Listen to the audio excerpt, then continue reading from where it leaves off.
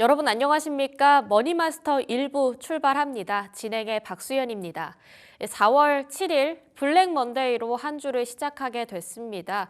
코스피는 매도 사이드카가 발동된 상황이고요. 엔화도 크게 뛰면서 2년 만에 최고 1,000원대를 넘어섰다라고 합니다. 여러 가지 어디에 투자를 해야 하나, 금도 떨어지고 비트코인도 떨어지고 글로벌 증시 전체가 다 위태로운 상황 속에서 투자 전략에 대한 이야기 잠시 뒤에 받아보도록 하겠습니다. 오늘의 키워드 브리핑으로 출발해 보시죠. 자, 두 가지 키워드를 준비해 봤는데요. 아무래도 시장 상황이 상황인 만큼 긍정적인 뉴스 찾기가 어려웠습니다. 그럼에도 불구하고 조금은 희망찬 이야기, 영웅쥐, 히어로 마우스에 대한 키워드 첫 번째로 한번 들어보시고요. 그 다음으로는 트럼플레이션 관련한 키워드로 이어가 보도록 하겠습니다. 첫 번째 브리핑으로 출발해 보시죠. 아마 마가와라고 익히 알고 계신 분들 있을지도 모르겠습니다. 아프리카 주머니 쥐라고 하는데요. 조지 십자장이라고 혹시 들어보셨는지요? 영국에서는 인명 구조에 있어서 굉장히 용기 있는 용맹한 행동을 보여준 인물에게 영국 십자 훈장을 준다고 하는데 이게 바로 조지 십자장이라고 합니다. 그만큼 명예로운 상, 동물들한테도 주어지는 상이 따로 있다고 하는데요. 바로 영국 동물구호단체 PDSA에서 메달을 수여한다고 하는데 이 마가와가 쥐 중에서는 처음으로 그 메달을 수여받았던 마우스입니다. 어떤 일을 했었냐? 바로 쥐레를 탐지하는 굉장히 엘리트 마우스였다고 하는데요. 당시 5년간 71개의 쥐레 그리고 38개의 불발탄을 찾아냈고 2021년 은퇴를 했다고 합니다.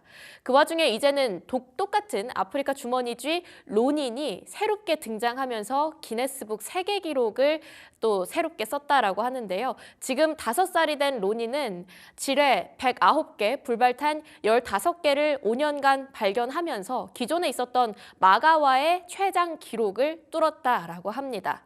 아프리카 주머니쥐는 후각이 상당히 예민해서 폭발물 같은 제품들에 대한 냄새를 미리 감지할 수 있도록 훈련을 받고 나서 나중에 좀 캄보디아나 이렇게 지뢰가 많은 쪽에 수색대원으로 사용이 된다라고 하는데요.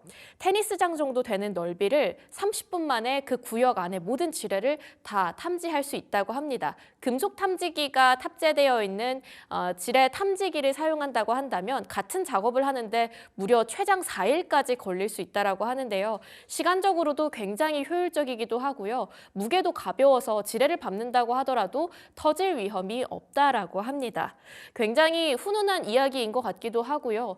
또 아프리카 주머니쥐는 보통 평균 수명이 7년 정도 된다라고 하는데 앞으로 로닌의 활약 계속해서 기대해 봐야겠습니다. 로닌은 아보카도를 상당히 좋아하고요. 성격적으로도 근면하고 친절하고 느긋한 성격을 가지고 있다고 하네요. 사진은 제가 오늘 가져오지 못했지만 한 번쯤 찾아보신다고 한다면 굉장히 귀여운 동물의 모습을 확인해 보실 수 있을 겁니다. 자, 첫 번째 키워드 조금은 희망찬 이야기로 분위기를 좀 풀어보려고 이렇게 준비해봤습니다. 두 번째 소식 바로 이어가 보시죠. 아이폰 지난주에 333만 원 전망까지 나왔다. 만약에 스마트폰이 333만 원이라고 한다면 여러분은 사시겠습니까? 이런 이야기를 전해드렸는데요. 이제는 닌텐도 스위치까지 가격 인상, 즉 트럼플레이션을 피해갈 수 없었다라고 하는 이야기들이 나오고 있습니다. 닌텐도에서는 8년 만에 닌텐도 스위치 2를 출시를 앞두고 있죠. 한국에서는 6월 5일로 예정되어 있는데요. 미국에서는 관세 여파로 원래는 예약 판매 오는 9일 날 진행될 예정이었지만 조금 더 미뤄졌다라고 합니다. 그중에서도 게임 마니아들 사이에서는 굉장히 가격에 대한 논란이 일고 있는 것 같습니다. 가격 차이가 상당히 심하다라는 건데요. 한국에서는 출시 예정된 가격이 64만 8천 원, 그리고 미국에서는 대략 66만 원, 유럽에서도 69만 원대라고 합니다.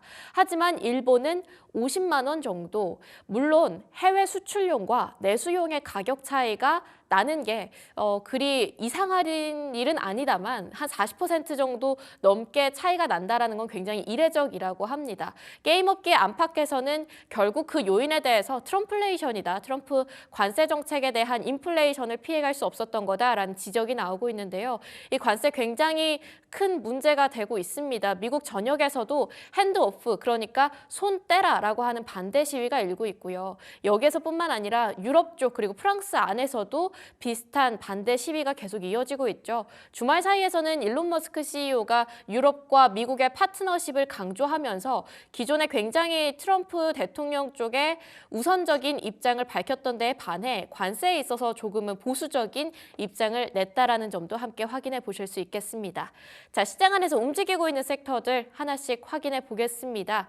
오늘은 긍정적인 종목들 섹터 찾기가 참 어렵습니다. 정치 테마주 외에는 크게 오르는 장은 아니겠죠. 반도체 관련주들 낙폭 상당합니다. 삼성전자 4%, SK 하이닉스는 그대로 크게 밀리면서 16만 원대까지, 17만 원까지도 쭉 깨져버렸습니다. 이오테크닉스도 5%, 한미반도체는 6만 원 오늘 지켜줄지 좀 지켜봐야 될 것 같고요. PSK 홀딩스까지 낙폭이 상당하게 잡히고 있습니다. 디램의 현물가가 한 달 사이에 13% 급등했다라고 하는데 이 레거시에 대한 이슈들도 오늘 시장에서는 전혀 받아들이지 못하고 있는 모습들. 조선 쪽도 마찬가지입니다. 올 들어 3월에 그 수주 관련해서 중국을 제치고 다시 한번 선박 수주 글로벌 1위를 달성했다라고 하는 기사가 있었음에도 불구하고 조선주 낙폭 상당합니다. HJ중공업 그래도 장중 10%까지의 낙폭을 조금은 회복한 모습이고요. 한화오션 7%, 삼성중공업은 6%. 그 외에 조선주 딴에서도 오른 만큼 빠졌다고 해야 될지 최근에 좀 정상화 과정인지 낙폭을 키워가던 종목들까지도 오늘은 일제히 하락하고 있습니다. 성광밴드 같은 피팅주들, 기자재까지 일제히 지지부진한 장세가 이어지는 오늘장입니다. 자, 구체적인 투자 전략 하나씩 세워보시죠. 3% 공략주로 출발해 보겠습니다.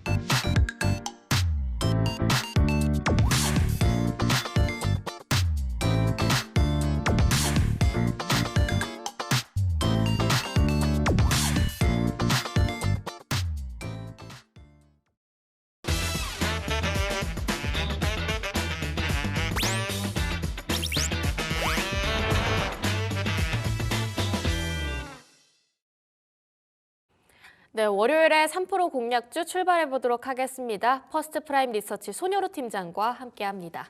팀장님 안녕하세요. 안녕하십니까. 참 시장 상황이 녹록지가 않습니다. 그럼에도 불구하고 댓글을 보면 조금 그래도 버티는 거 아닌가 하는 이야기들도 있는 것 같고 니케이가 6% 거의 8% 가까이 밀렸다가 올라왔었던 걸 생각을 해봤을 때 현재 시장에 대해서는 어떻게 보고 계실까요? 충분히 좀 우리도 그럴 가능성이 있다라고 하지만 그럴 가능성을 확인하고 매매하는 게 안전해 보인다라고 판단합니다. 저번 주 목요일날 금쪽이 시간에서 제가 금요일 오후에 반등이 나올 것 같다라고 말씀드렸는데 반등 가능성은 한 60% 정도 보고 있다라고 말씀을 드렸어요. 근데 뭐 틀렸다라고 보는 게 맞죠. 근데 저는 그 결과에 대해서는 조금 아쉬웠습니다. 금요일날 오전 11시쯤에 윤석열 대통령의 탄핵에 대한 뉴스가 나왔고 많은 분들께서는 이 탄핵이 됐을 때는 불확실성 제거에 대한 일환으로 외국인과 기관의 수급이 들어올 것이다 예상하는 분들이 정말 많았어요.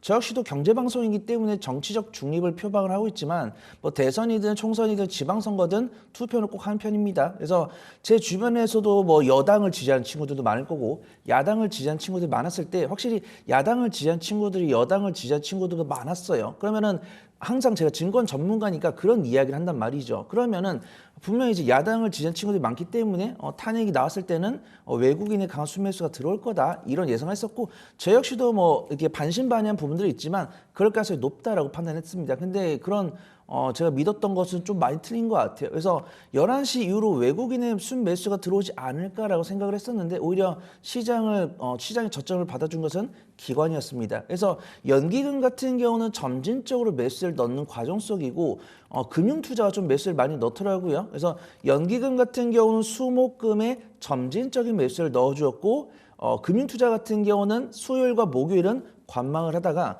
금요일날 제법 많이 사주는 모습이에요. 근데 수목금의 어떤 이런 불확실성 제거, 국내 정계 리스크의 제거에 따라서 외국인의 저가 매수가 들어오면서 외국인에 의해서 저점을 잡지 않을까 그런 생각을 했었는데 틀린 것 같습니다. 그 다음에 오늘 같은 경우도 기관보다 외국인의 순매도가 많이 나오고 있는데 이게 위로가 안 돼요. 외국인의 순매도가 전기전자랑 운송장비에 많이 나오고 있다는 게 위로가 안 됩니다. 그들이 이제 시가총액을 대부분 차지하고 있기 때문에 시장이 하방 압력을 많이 주고 있어요. 그래서 금요일 날 제가 그거 하나 맞췄죠. 우리가 이 몽둥이가 있는데 시장을 때리는 몽둥이에요. 그러면 이 몽둥이에 가시가 달렸죠. 그러면은 가시가 국내냐 몽둥이가 국내냐 그런 거예요. 저는 미국의 관세 뉴스가 시장의 하방을 70% 영향을 주고 있고 국내 정계 리스크가 30%. 그래서 저는 몽둥이에서 몸통은 미국의 관세 이야기고 이 가시는 한국의 정계 리스크다. 이런 말씀을 드렸었는데 하방을 맞추고 하방에 어떤 내용을 맞추는 거는 우리 투자분들께 위로가 안 되는 거기 때문에 이런 부분들을 알고 기다려야 된다라고 판단을 하고 있고 일단 기관 코스닥 같은 경우는 기관 순매수로 이제 막 전이됐더라고요. 그다음에 기관 같은 경우는 기관 투자 이제 코스피 같은 경우는 기관에 저가 매수 들어오고 있는데 외국인은 순매도가 줄어들지 않는 모습입니다. 그래서 오늘 오전장에 적극적인 매매에 참여를 하기보다는 이 전문가분들께서 말씀하시는 투자 인사이트를 들으신 다음에 관심 종목과 내 보유 종목의 대응 전략을 수정해 나가는 그런 시간을 가져보신 것이 좋을 것 같다. 그렇게 판단해 보도록 하겠습니다.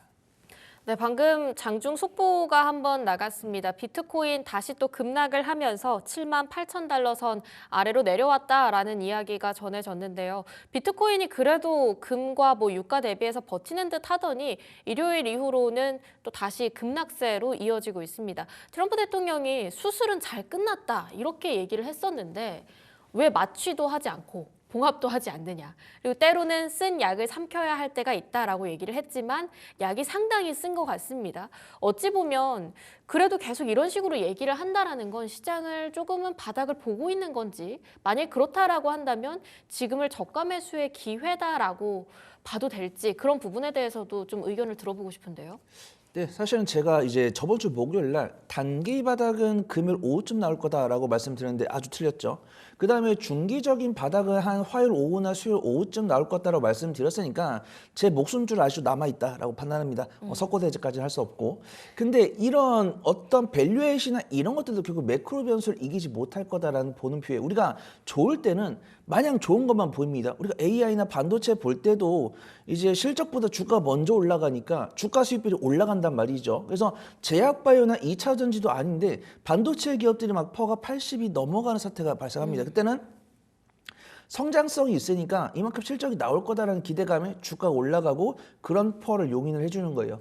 근데 시장이 안 좋을 때는 한없이 안 좋은 뉴스들이 보이기 시작합니다. 그래서 우리가 분명히 비트코인이나 금 같은 것들은 이제 금 같은 경우는 전통적인 인플레이션 해지 자산으로 평가가 되고 있고 우리가 거기까지 알고 있어요. 금을 대부분 사는 자금은 중국 자금이다라는 것까지 우리가 이미 알고 있잖아요. 중국이 정말 미친 듯이 금을 사고 있다. 그렇기 때문에 이 금 시장을 바라보고 있는 중국의 투심이 중요했었는데 미국이 자꾸 중국을 때리니까 중국에서는 금 팔아버리겠다. 이런 식으로 으름장을 두고 있고 실질적으로 매도가 나오고 있습니다. 그다음에 비트코인 같은 경우는 아직도 세제 관련이 있기 때문에 이 비트코인으로는 사기를 쳐도 처벌이 어렵습니다. 잘못했다 이거를 따질 수가 없는 게 아니고 형법 적용이 안 된다는 거죠. 이 형법은 열거주의를 채택을 하고 있기 때문에 이 비트코인에 대해서는 어떤 불법이나 이런 것들에 대해서 처벌이 없기 때문에 그 다음에 이제 비트코인 자체도 트럼프 대통령이 장려를 하고 자신이 비트코인 대통령이 되겠다라고 이야기를 했기 때문에 비트코인은 관세 무풍지가 될 것이다라고 평가를 했어요. 근데 지금 비트코인의 차트를 봤을 때는 전혀 아닌 모습이죠. 그래서 비트코인 같은 경우도 정말 고점 대회에서 많이 밀리는 모습이고 관세 무풍지되냐라고 물어보신다면 맞죠. 뭐 세금 자체를 적용할 수 있는 법안이 없으니까. 근데 투심은 이런 어떤 위험한 어떤 그런 위험 투자 자산에 대해서는 투심이 완전히 망가지다 보니까 약세가 나오고 있다라고 판단하고 있고요. 결국 이런 투자의 결과는 내가 책임을 지는 것이고 내가 투자를 할까 말까 언제 할까 이런 것들은 매크로베스 체크하고 수급동을 체크하고 기술적 분석을 마친 다음에 결정을 하는 것인데 지금 긍정적인 뉴스는 딱히 없는 것 같습니다.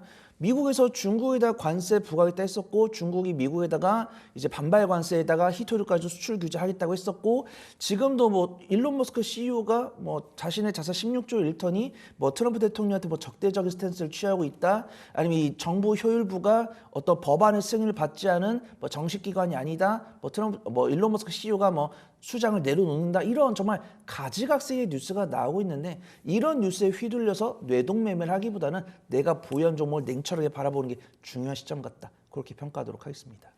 뭐 방금 팀장님께서 석고대제 뭐 이런 말씀까지 해주셨지만 중국이 똑같이 34% 맞대응할 거라고도 예상을 못 하셨을 거고요. 그때까지만 하더라도 이렇게까지 시장이 큰 충격을 받을 만한 이슈가 끊임없이 나올 거라고는 생각을 못 하셨을 것 같습니다. 그럼 정확하게 일단은 수요일까지는 이유가 어떻게 나올 것이냐 굉장히 각국 별 대응에 따라서도 시장이 크게 움직일 것 같은데 그때까지 투자자분들께 해줄 만한 조언이랄 게 있을까요? 일단 실적이 나오는 종목이랑 나의 투자 실력을 좀 판단하는 게 중요할 것 같습니다. 일단은 저는 중국에서는 이제 관세를 부과할 거다라고 봤었는데 네. 히토류 수출 제한까지는 할 줄 몰랐고 그 다음에 유럽과의 관세나 뭐 캐나다의 관세, 캐나다랑은 크게 불협화음은 없는 것 같아요. 근데 EU와의 불협화음이 상당히 있죠. 그 다음에 목요일 같은 경우는 이제 삼성전자 실적 발표가 있기 때문에 그 부분을 좀 체크를 해봐야 된다고 판단되고 있고요. 내가 만약에 일봉 차트나 뭐 분봉 차트 혹은 체결 강도나 수급 강도 이런 것들까지 체크가 가능하신 분들은 뭐 정치 인맥주도 가능하다라고 판단합니다. 근데 최근에 뭐 키움증권 사태도 있고 네. 어느 분이 우스갯소리로 뭐 한국선지가 플러스 20%였는데 키움증권에서 매매 목통이 2시간 정도 됐더니 팔려고 보니까 하한가였다 이렇게 말씀했었고 그때 어떤 선고 기일이 나오기 직전 그러니까 4월 2일이 아니었죠. 4월 2일이 아니고 3월 28일, 3월 29일쯤에 그때 월요일날 방송할 때도 분명히 탄핵기일에 대한 날짜가 나왔을 때 이재명 대표에 대한 관련 종목들이 강세를 보이더니 그래서 제가 10시까지 시세 보고 이제 우리 앵커님과 10시부터 방송 진행하는데 어느새 음전환 됐다 이런 이야기 했었잖아요. 저번 주 월요일 날. 그만큼 정치 인맥 테마주들은 변동성이 강하기 때문에 제가 말씀드린 그런 실력이 되시는 분들은 가능하지만 그런 것들이 안 되는 분야를 한다면 가급적이면 실적이 나오는 섹터, 실적 성장성은 안 보이더라도 실적 안정성은 담보하고 있는 그런 종목들 위주로 보시는 게 안전할 것 같다. 그렇게 말씀 좀 드리도록 하겠습니다. 꿈비나 윈티드랩 같이 정치 테마주들 상한가 갔던 종목들 아직까지 안 풀리고 있습니다. 어찌 보면 팀장님 말씀 주셨던 것처럼 발빠른 대응이 가능하신 분들께서는 이때를 기회로 정치 테마주 살짝은 건드려 볼만 하겠다만 대부분의 투자자분들께서는 그렇지 않으신 분들이 훨씬 더 많기 때문에 실적 위주의 안정적인 종목들 위주로 담아보는 전략도 괜찮을 것 같습니다. 오늘장 딱 한마디로 정리해 볼 수 있을까요? 오늘은 일단 계좌를 안 보는 게 나을 것 같다 이렇게 네. 보고 있고요. 일단 보실 땐 보시더라도 내가 그렇게 글쎄요 여기 투자분들께서 예수금이 얼마 있을지 모르겠습니다. 그래서 지금 보면은 SK하이닉스나 삼성전자 이런 종목들을 봤을 때도 외국인과 기관의 수급이 이제 매도세가 나오고 있죠. 저는 만약에 앞에서 말씀드린 것처럼 매매전 식견이 있다고 했을 때 오히려 개인 투자분들이 접근하고 있는 종목들을 위주로 보셔도 된다라고 판단합니다. 근데 그런 것들이 안 될 때는 외국인과 기관과 매매 패턴을 동일하게 하는 게 맞다라고 판단돼요. 옛말에 이런 얘기가 있죠. 이길 수 없다면 동료가 되어라. 혹은 뭐 이길 수 없다면 뭐 이제 뭐 이용해라, 뭐 정보를 네. 이용해라 이런 이야기 하고 있죠. 그래서 외국인과 기관의 매도세가 보여주고 있기 때문에 하방을 보는 건데 외국인과 기관이 팔고 있다고 해서 같이 할 필요 없습니다. 이 외국인과 기관 같은 경우 사실 좀 감정이 없이 매매를 해요. 그다음에 하락 같은 경우는 하락을 끊임없이 물고 나오기 때문에 외국인과 기관이 매도한다고 해서 나 똑같이 매도에 동참하지 말고 이들이 매도를 다 마치고 나서 매수세를 보여줄 때는 내가 보유한 종목이 어떤 테마 관점 접근한 종목이다라고 했을 때는 반등시 매도 이런 전략이 괜찮지만 만약에 외국인과 기회를 사고 있는데 이 종목들이 실적과 성장성을 갖춘 종목이다. 그럴 때는 추가 매수를 임하셔도 될 거다라고 판단되고 있고 추가 매수가 가능하신 분들은 뭐 현금이 한 20에서 30% 포트폴리오에서 현금 비중이 한 20에서 30% 있으신 분들은 추가 매수가 가능하지만 현금 비중이 10%가 안 되시는 분들은 차라리 추가 매수보다는 신규 매수를 하셔가지고 수익금과 손실금을 해지하는 전략이 낫다. 그렇게 좀 말씀을 드리도록 하겠습니다. 네, 일단 외국인과 기관에 따라서 함께 투매하는 전략은 좀 피해보자 이렇게 정리를 해볼 수 있을 것 같습니다. 이슈 직진으로 바로 출발해 볼게요. 첫 번째 직진 함께 확인해 보시죠. 윤석열 대통령 탄핵. 조기 대선 수혜 섹터는 오늘 정치 테마주들 움직임이 있습니다. 말씀 주셨던 것처럼 해당 관련한 이슈들 포인트 하나씩 짚어볼까요? 네, 우선 저번 주 금요일 11시에 다 뉴스 보셨을 겁니다. 네. 이제 탄핵이 결정이 되셨고 이제 헌법재판소에서 8대0 만장일치로 탄핵이 되면서 이제 대선 날짜도 나왔더라고요. 제가 주말에 봤을 때는 6월 초쯤 진행할 거다라고 했었는데 6월 3일 날짜가 좀 나온 것 같습니다. 네. 그러면서 이제 야당에서 나오시는 분, 그다음에 여당에서 나오신 분 나오면서 이제 보통 우리가 정치 인맥주랑 정책 수혜주로 구분을 하잖아요. 그래서 제가 섹터를 구분을 한 다음에 우리가 좀 안전하게 볼 수 있는 섹터를 좀 말씀을 드리려고 합니다. 그래서 저는 신재생 에너지를 보려고 하고 있고 어떤 인물과 동문이라든가 같은 곳에서 뭐 사법연수원을 뭐 졸업을 했다든가 뭐 대학교 동문이라든가 이런 종목들 확실하게 정치 인맥주입니다. 그래서 저는 정치 인맥주에 대해서 딱히 좀 말씀을 안 드릴 거고 정책 수혜주다라고 보는 종목들 중에서 딱히 안 보는 섹터는 저는 뭐 일자리 창출이라든가 뭐 저출산 이런 종목들입니다. 네. 이런 종목들이 지금 처음 부각된 게 아니에요. 뭐 2018년이나 2020년에도 부각이 되는 종목들이었지만 그렇게 강하게 어떤 저출산을 해결하기 위한 정부 정책 이제 자금이나 세금을 들였음에도 불구하고 실적이 안 반영되는 모습들입니다. 그래서 지금도 10시 20분 정도 됐는데 그런 종목들은 실적이 반영될 가능성이 없다라고 보진 않지만 실적이 반영될 가능성은 10%가 넘지 않는다라고 평가를 하고 있어요. 근데 그런 관점들은 이미 일간 변동성이 뭐 상한가 간 종목들도 있고 플러스 20% 이상 상승한 종목들이 있기 때문에 인맥주랑 이 일자리, 저출산 관련 종목들은 매매 관점이다. 이렇게 보시면 좋을 것 같고 그 다음에 실제 수혜가 가능한 종목들은 이제 신재생 에너지를 볼 수가 있는데 저는 태양광이랑 해상풍력을 볼 거고 2차 전지 조금 더 봐야 된다고 판단됩니다. 아까도 개장 중계에서 2차 전지가 왜 갈까요? 라는 질문을 제가 받았을 때 딱히 할 말이 없었어요. 우리가 태양광이라든가 해상풍력 이런 식으로 검색을 해보시면은 뭐 국내 정부라든가 아니면 경기도라든가 시 지자체에서도 이 태양광의 해상풍력 사업을 이제 지원을 하겠다, 뭐 3조 원을 뭐 지원을 하겠다 이런 뉴스가 나오고 있고 해상풍력이나 이런 육상풍력 같은 경우도 미국이라든가 뭐 베트남, 동남아시아, 유럽 등 이런 쪽에다 이제 매출을 기록을 하고 있는 종목들이 많기 때문에 그런 종목들을 좀 충분히 봐야 된다고 판단됩니다. 그다음에 태양광이나 해상풍력 관련 종목들은 실적이 좀 깎였더라고요. 2021년과 2022년에 정말 잘했다가 2023년에 적자로 전환됐어요. 그다음에 2024년에도 적자가 지속이 됐는데 2023년 대비해서는 적자 폭이 둔화가 된 모습입니다. 그다음에 증권 개통에서도 적극적으로 리포트가 안 나왔어요. 보통은 저는 이제 탄핵 결과가 나왔기 때문에 주말간에 증권사에서 일을 하지 않을까 판단됐는데 역시 그분들도 직장인인 것 같아요. 주말간에 리포트가 안 나왔더라고요. 근데 저번 주 금요일날 시장이 정말 안 좋았음에도 불구하고 이 신재생 에너지 관련 종목들에는 그래도 외국인과 기관의 매수가 들어오는 모습들이 있기 때문에 이제 출근하셨겠죠? 애널리스트 분들이 출근하셔가지고 신재생 에너지에 대한 리포트를 써주면은 관련 종목들이 탄력받을 때 우리는 매매 임해볼 수 있을 것 같다. 그렇게 평가하도록 하겠습니다. 네, 그럼 가져와 주신 관련주 하나씩 살펴볼 텐데 일단 일자리나 뭐 취업 그리고 또는 저출산 이쪽 섹터는 조금 피해 보신다고 말씀 주셨고 해상풍력, 신재생 쪽 이쪽 말씀 주셨습니다. 어떤 종목에 특히 집중하고 계실까요? 네, 일단은 태양광이랑 해상풍력 하나씩 갖고 왔고요. 대장주 갖고 왔습니다. 왜냐면은 수급이 붙기 직전이기 때문에 저는 대장부터 봐야 된다라고 판단하고 있고요. 제가 만약에 자리를 떠나고 나서 운이 좋게 이틀이나 3일 정도 강세 보일 때는 그 후속주를 찾아봐도 좋을 것 같다라고 판단합니다.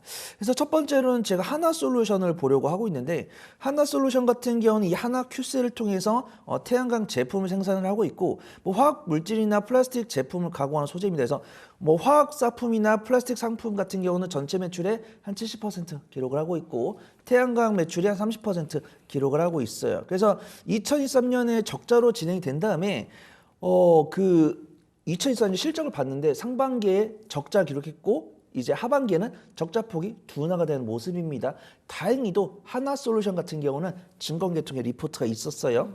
하나솔루션 같은 경우는 대신증권에서 리포트가 나왔는데 시장 상황이 개선될 것으로 기대가 되고 있고 북미의 관세 정책도 하나솔루션 입장에서 우호적으로 작용할 수 있다. 그래서 미국에다가 중국에다가 관세를 부과했으니까 뭐 태양광 판넬이다 이렇게 구체적으로 부품까지 언급을 안 했지만 미국에다 중국에다 관세를 부과했을 때는 이 중국산 태양광 패널도 이 비용 부담이 있을 것이고 우리가 옛날에 철강 관련 이야기를 할 때도 중국에서 철강 기업들이 중국 정부에서 보조금을 지원함에도 불구하고 이 적자폭을 이기지 못하고 도산하고 그에 따라서 중국산 철강 가격이 오르면서 우리나라 철강 기업들이 반사익을 거둘 것이다. 이런 이야기를 들어보신 적이 있을 텐데 중국산 패널 가격이 올라가고 있다고 합니다. 그래서 중국산 패널 가격이 올라갔을 때는 이제 국내 태양광 패널 관련 종목들이 강세를 입을 것이다라고 보고 있고 지금 미국 조지아주에 있는 카터스빌 셀 웨이퍼 공장이 미국 생산품 가산점 요건을 충족을 했기 때문에 세제 혜택을 얻을 것이다. 이렇게 보고 있습니다. 그래서 저번 주 금요일 같은 경우는 외국인과 기관의 쌍끌 순매수에 들어왔고 기관 순매수도 5일 연속 들어왔고 오늘 같은 경우 일단 가수급상으로는 외국인 순매도 나오고 있지만 음봉이지만 밑꼬리가 달려있죠. 그래서 저는 저가 매수 있다라고 판단됩니다. 그래서 뭐 하나솔루션 제가 말씀드렸다고 해서 강하게 매수라기보다는 분할 매수 관점으로 보시면 좋지 않을까 판단해 보도록 하겠습니다. 네, 그 다음 이제 CS 윈드 가져와 주셨는데 CS 윈드가 사실 트럼프 대통령이 당선된 이후로 트럼프 피해주로 묶이면서 4만 원대에서 계속 횡보를 하다가 다시 보니까 또 3만 원대까지 밀렸습니다. 이러한 부분들을 봤을 때 CS 윈드 쪽에서는 어떤 부분에 특히 집중하고 계실지 전망이 사실 그리 썩 차트상으로는 좋아 보이지 않는데요. 근데 우선 저는 악재가 좀 선반영이 되었기를 바랍니다. 저는 만약에 하나솔루션이랑 CS 윈드 중에 뭘 살까요? 라고 한다면 저는 하나솔루션을 볼 거예요. 근데 네. 우리가 신재생 에너지라고 했을 때는 뭐 우리가 원전도 들 수 있고 뭐 태양광, 해상풍력, 2차 전지를 들 수 있는데 저는 이 중에서도 지금 탄핵 결과랑 수급 동향 이런 것들을 봤기 때문에 저는 태양광이나 해상풍력을 갖고 온 거예요. 그래서 태양광 소개드렸고 이제 해상풍력을 말씀드릴 건데 앵커님께서 우려하는 부분들이 시장이 뉴스가 나온 지가 한 3일, 4일 정도 됐었고 네. 그 뉴스가 나오자마자 기관 순매수가 확인됐기 때문에 저는 기관 같은 경우는 불확실성 제거 일환으로 보는 것이 아닌가 그렇게 판단하고 있는데 오늘 시장 자체가 열렸을 때는 외국인의 순매도가 일부 나오고 있기 때문에 보수적으로 보는 게 맞다. 그래서 나는 태양광이나 해상풍력 중에서 태양광을 좋아합니다 라고 하시면 하나솔루션 보시면 되는데 해상풍력을 좋아합니다 라고 하시면 CS 윈드 보시면 좋을 것 같아요. 그래서 전체 매출 중에 60% 이상이 미국에서 발생을 하고 있는데 요게 저도 잘 이게 공감이 안 돼요. 리포트에 어떤 내용이 있었냐면 이 CS 윈드가 만들고 있는 풍력 발전 장치 중에서 60%가 미국에서 이제 판매가 되고 있고 네. 미국에서도 육상 풍력보다는 해상 풍력이 크단 말이죠. 근데 이 해상 풍력의 공급 해지 뉴스가 나왔어요.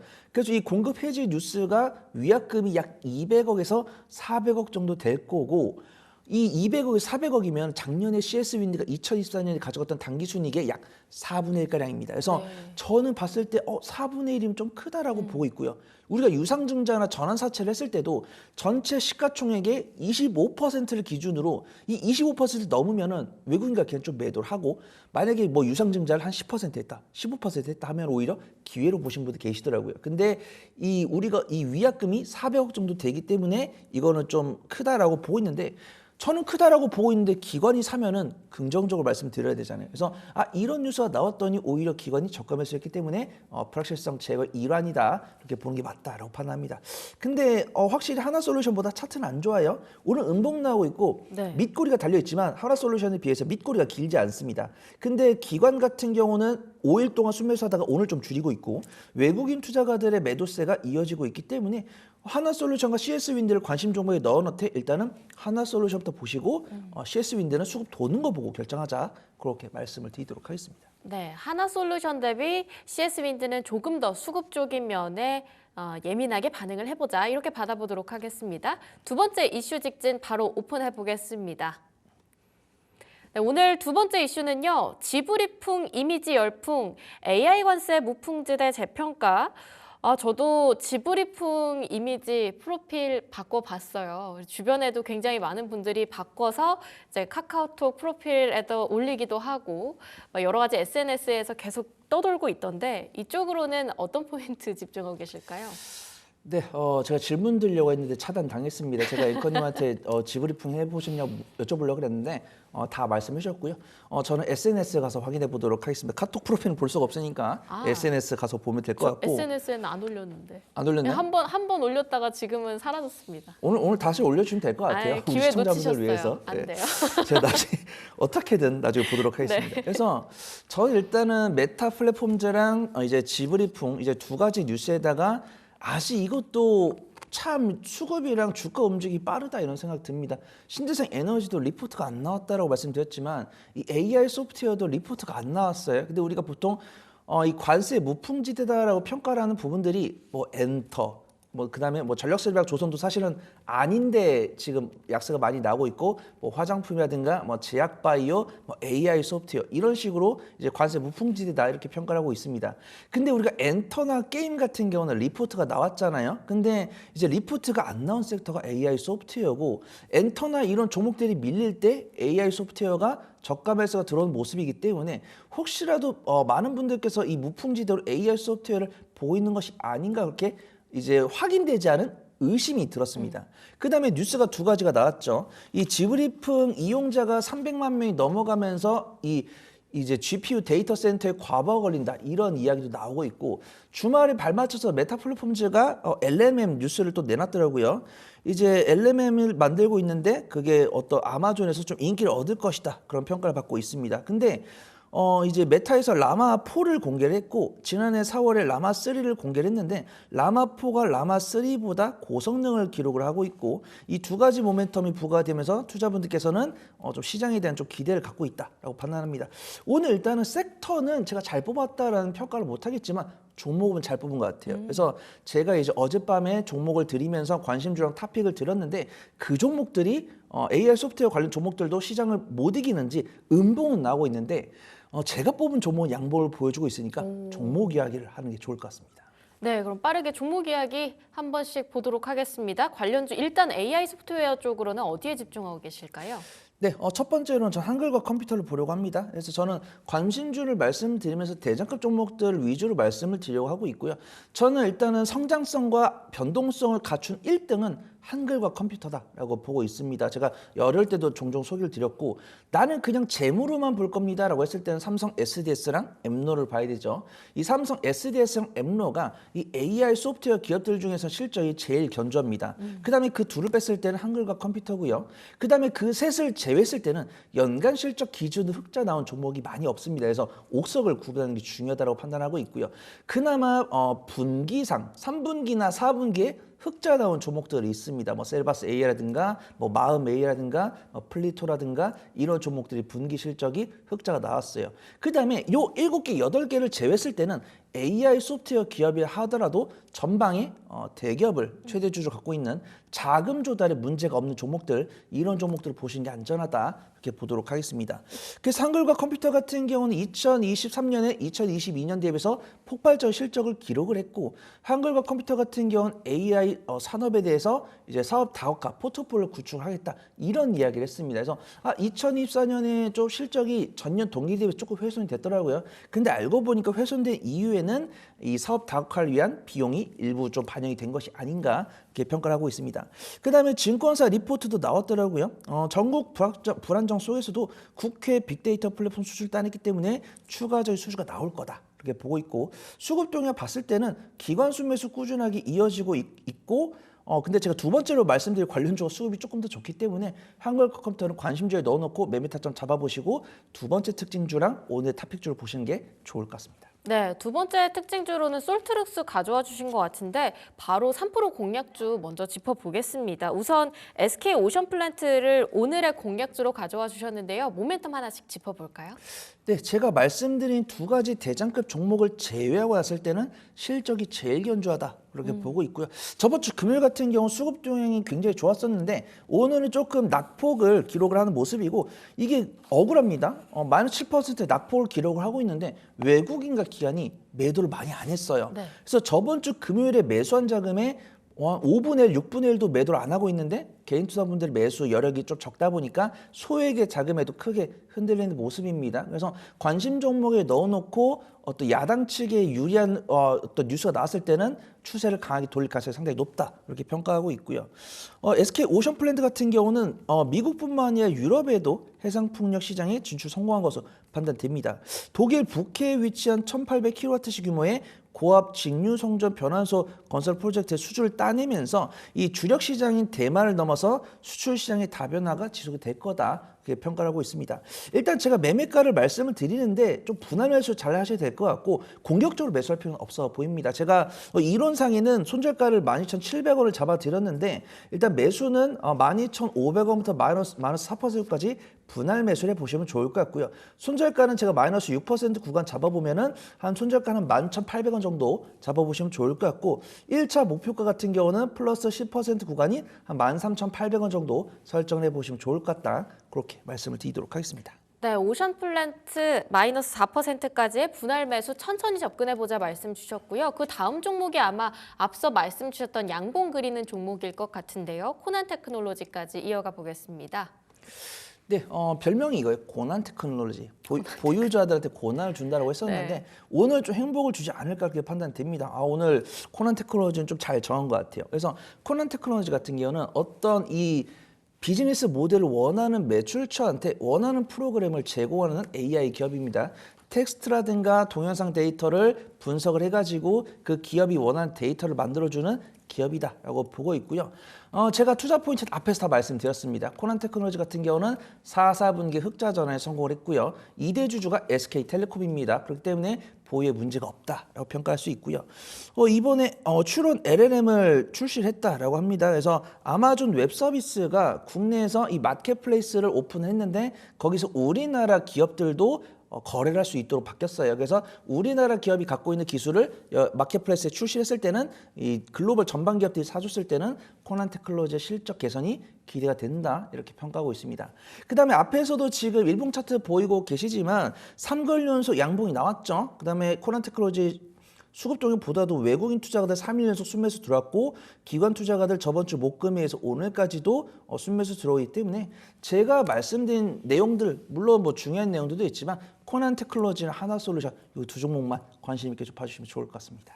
네, 그럼 가격 전략 빠르게 받아보겠습니다. 네, 원래는 어제 전거래 종가 21,800원 정도였는데 플러스 3% 올랐죠. 그래서 22,300원부터 21,800원까지 분할 매수해 보시면 좋을 것 같고 손절가는 제가 마이너스 4% 구간인 한 21,700원 정도 잡아드리도록 하겠습니다. 손절가 21,700원. 그다음 1차 목표가는 플러스 10% 구간인 한 24,000원 정도 잡아보시면 좋을 것 같습니다.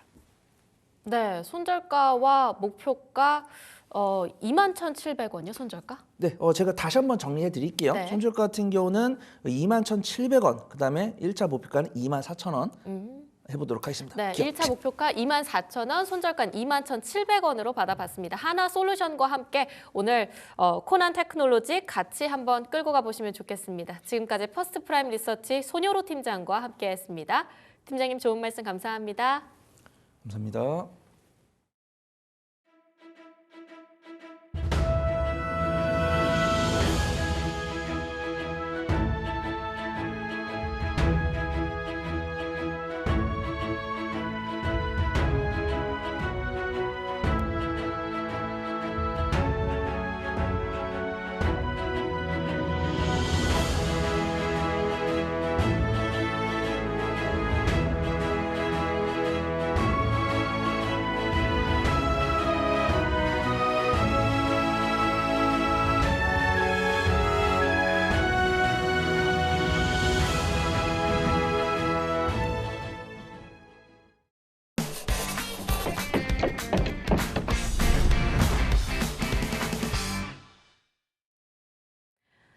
조성우의 투자의 맛으로 이어가 보도록 하겠습니다. SK증권 영업부 금융센터 조성우 부장과 함께하도록 하겠습니다. 부장님 안녕하세요. 네, 안녕하세요. 네. 사실 많은 분들께서 오늘 시장 안녕하지 못하다 이렇게 얘기를 할 것 같습니다. 시장 상황이 녹록지 않고 개인은 좀 많이 담고 있는 것 같아요. 어디서 그렇게 많은 돈이 있는지. 근데 외국인과 기관 여전히 팔고 있고요. 선물 시장도 오늘 5% 넘게 빠졌습니다. 시장 네. 어떻게 보고 계실까요? 와, 뭐 좀 까마득하네요. 네. 이게 사실 이게 뉴욕 증시가 오늘 선물까지 지금 급락하는 거를 보면은 지금 3일 연속 지금 폭락 기조거든요. 네.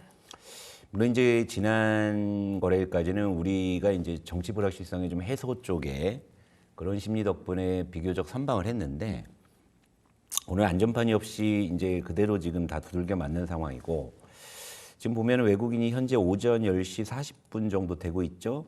코스피 1조 원 매도하고 있고 선물도 이제 1조 원. 그러니까 양시장을 현선물을 지금 2조 원대 지금 매도를 하고 있는 이런 상황이니까 뭐 지수의 뭐 이런 급락은 좀 불가피한 상황이 아닌가 보고 있고 그리고 오늘은 환율이 좀 튑니다. 이런 네. 부분들. 그러니까 환율이 그래도 최근에는 환율이 그래도 1,450원대에서 비교적 조금 잘 버티는 모습이었는데 오늘은 지금 환율마저도 지금 7원 50전이 올라서 지금 1,470원에 좀 육박하고 있다 보니까 그러니까 전체적으로 지금 뭐 시장의 지금 투자 심리가 완전히 좀 무너져 있는 그런 상황으로 좀 볼 수가 있겠고요. 그리고 어쨌건 지금 뭐 미국 증시가 지금 월요일 개장부터 지금 선물 지수가 좀 이제 급락세로 출발한 것이 아무래도 좀 영향이 있는 것 같은데 그나마 지금 방송에 들어오기 직전에 잠시 살펴보니까 지금 나스닥 선물 지수가 그나마 뭐 5%대 급락해서 지금 뭐 3%대로 조금 뭐 네. 낙폭을 좀 축소한 영향 때문인지 그나마 그래도 우리 시장도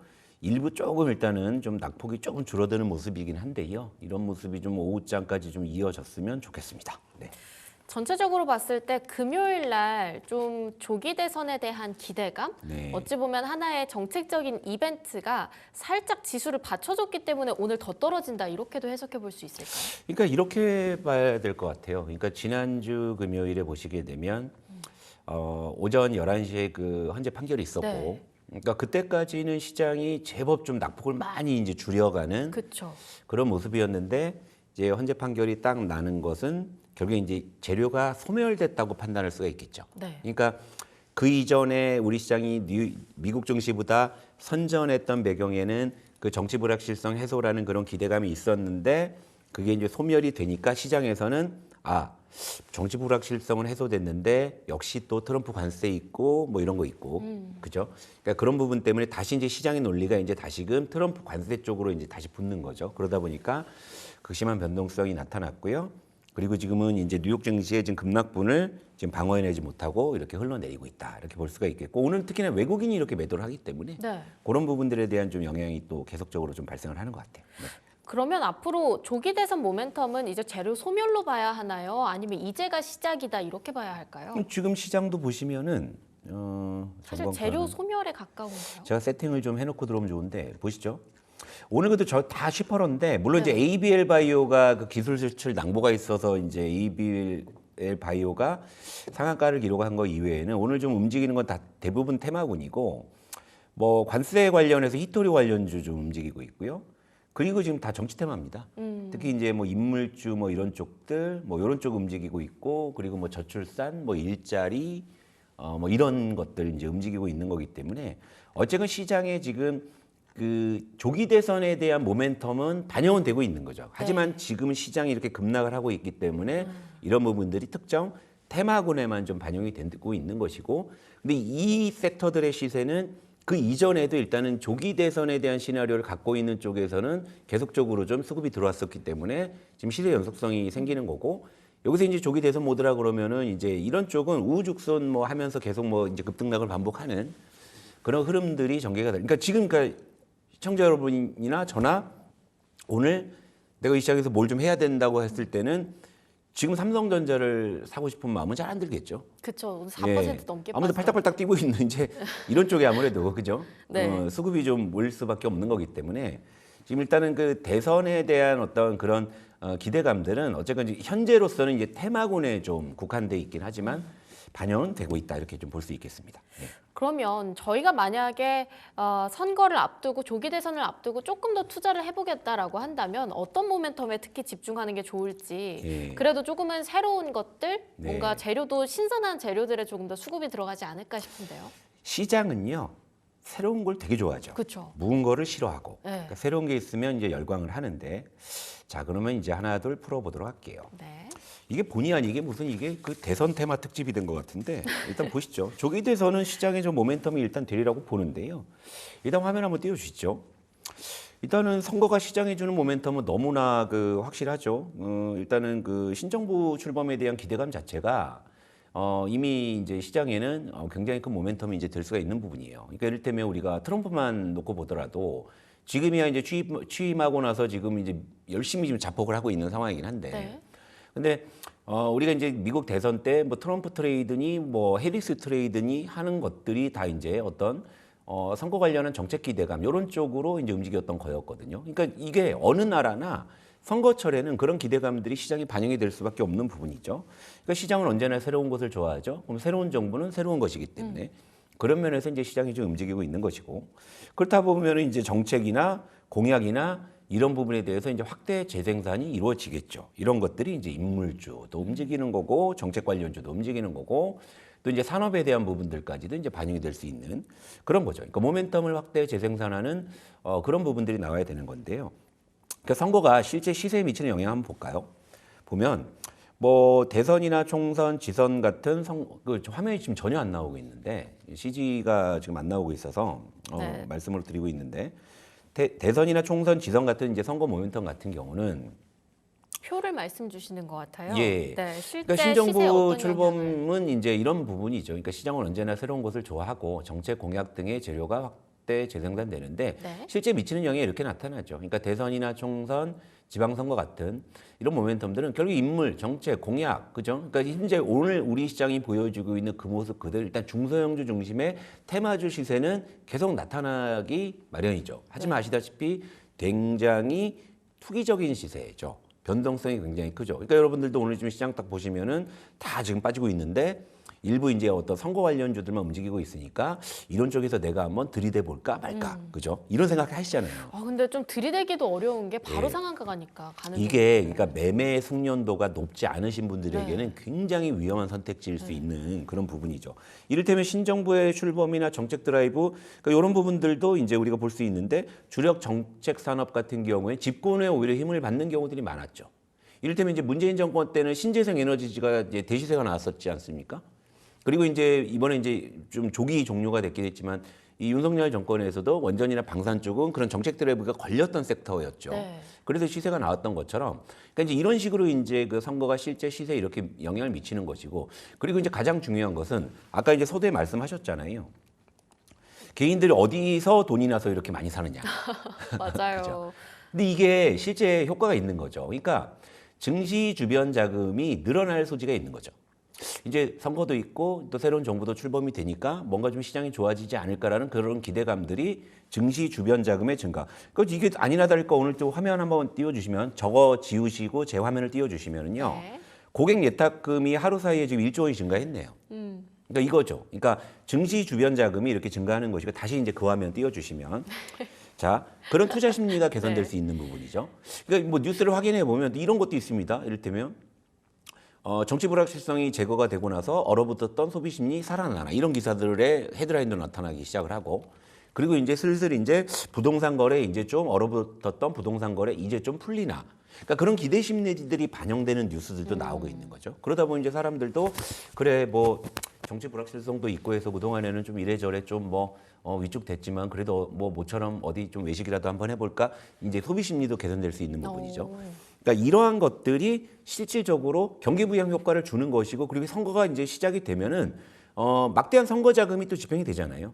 이런 것들이 또 단기적으로 경기 부양의 효과들도 이제 분명히 있는 것이죠. 그러다 보니까 이제 선거철에 이제 뭔가 수익의 기회를 노리는 그런 이제 투자자들도 많이 있는 것이고 어떻게 보면 이제 아까 보여드린 표에서 화면에서 증시 주변 자금이 이제 갑자기 이제 늘어났던 것을 제가 보여드린 것도 어떻게 그걸 노리고서 들어오는 수급들도 있을 거란 말이죠. 그러니까 이제 이런 식으로 해석을 해볼 수가 있겠고 그리고 이제 대선 테마는 그래서 이제 카테고리가 있잖아요. 여러 가지가. 이걸 이제 주요 섹터를 좀 한번 보여드릴게요. 이건 여러분들께 많이 참고가 되실 것 같은데. 이렇게 큰 틀에서 이렇게 분류가 되잖아요. 인물 네, 관련주, 그쵸. 그리고 공약 관련주, 정책 관련주. 근데 이게 섹터별로 여러분들이 접근하시기에는 좀 난이도가 다릅니다. 어떤 게 가장 어려운가요? 인물주가 제일 어렵죠. 인물주가. 후보의 지연, 학연, 혈연. 사실 크게 뭐 엄청 연결이 깊지는 않던데요. 그렇죠. 실제 관련성은 모호하고 재료 네, 위주. 그러니까요. 오늘도 지금 인물주가 제일 강해요. 그죠? 네. 인물주가 제일 강한데. 변동성이 제일 예. 큽니다. 근데 영화성이 모호하죠. 실제 그죠? 예. 뭐 종씨 집안이다. 뭐 대학 동문이다. 그러니까요. 사회이사가 뭐 저거다. 그죠? 제가 봐도 그렇죠. 그냥 재료예요, 재료. 재료와 수급. 그러니까 극악의 변동성을 보이잖아요. 급등락을 반복하고 이게 난이도 최상이죠. 저도 개인적으로 객장에서 물론 이제 권하지는 않습니다만 또 일부 또 이제 좀 공격적인 그런 손님들이 계실 거 아닙니까? 그런 분들이 이제 좀 이런 걸 좀 관심 있어 하셔갖고 뭘 하면 좋을까 하실 때 저는 일단 제가 배제하는 게 인물주. 인물주 같은 경우는 제가 무조건 그냥 배제를 하고 왜냐면 저거는 이슈가 소멸되면요 급락을 해요. 급락을 해가지고 뭐 반토막이 아니라 3분의 1 토막, 4분의 1 토막도 나고 이러기 때문에 저거는 정말로 이제 매매 숙련자의 영역이다. 정말 매매를 잘하는 그런 투자자가 아니라면 인물 관련주는 그냥 오르나 보다, 빠지나 보다 이런 정도. 하지만 이제 공약이나 정책 관련주 쪽에서는 우리가 조금은 좀 힌트를 찾아볼 수도 있을 것 같아요. 네. 이를테면 공약 관련주 같은 경우에는 후보의 공약에 따른 테마가 형성이 되죠. 뭐 이를테면 이제 개헌이나 뭐 소도 이전 뭐 이런 거 공약 나올 수 있잖아요. 그죠? 그러니까 이런 부분들이 있기 때문에 그래서 최근에 이제 올라가는 게 뭐예요? 개헌 관련주도 올라가죠. 그리고 이제 수도 이전 관련해서 세종시 테마도 움직이고 네. 그리고 이제 저출산은 어쨌건 이게 공연볼이 될지언정 공약은 누구든 나올 거란 말이죠. 뭐 그리고 이제 고용이나 이런 일자리 나오죠. 네. 그러니까 공약 관련주는 매번 그냥 단골처럼 움직여요. 근데 중요한 건 뭐냐면 이런 공약은 나오는데 또 공약 이행이 될지 안 될지는 이제 다음 문제고. 그렇죠. 나는 지금 이제 뭐 속된 말로 나는 해먹고 나가면 되는 거고. 나중에 공약이 실제 이행되는지는 난 중요하지 않아. 그죠? 원래 테마주가 그러니까. 근데 인물주 대비해서 난이도는 좀 낮죠. 저거는. 저건 좀 낮아요. 그러니까 왜냐하면 변동성도 저거보다 좀 덜한 편인데, 근데 제가 이제 방송 들어오기 전에 한번 쭉 돌려보니까 저것도 꽤 많이 올랐더라고요. 네. 뭐 개헌 관련주 뭐 이렇게 뭐 저기 세종 관련주 엄청 많이 올랐어요.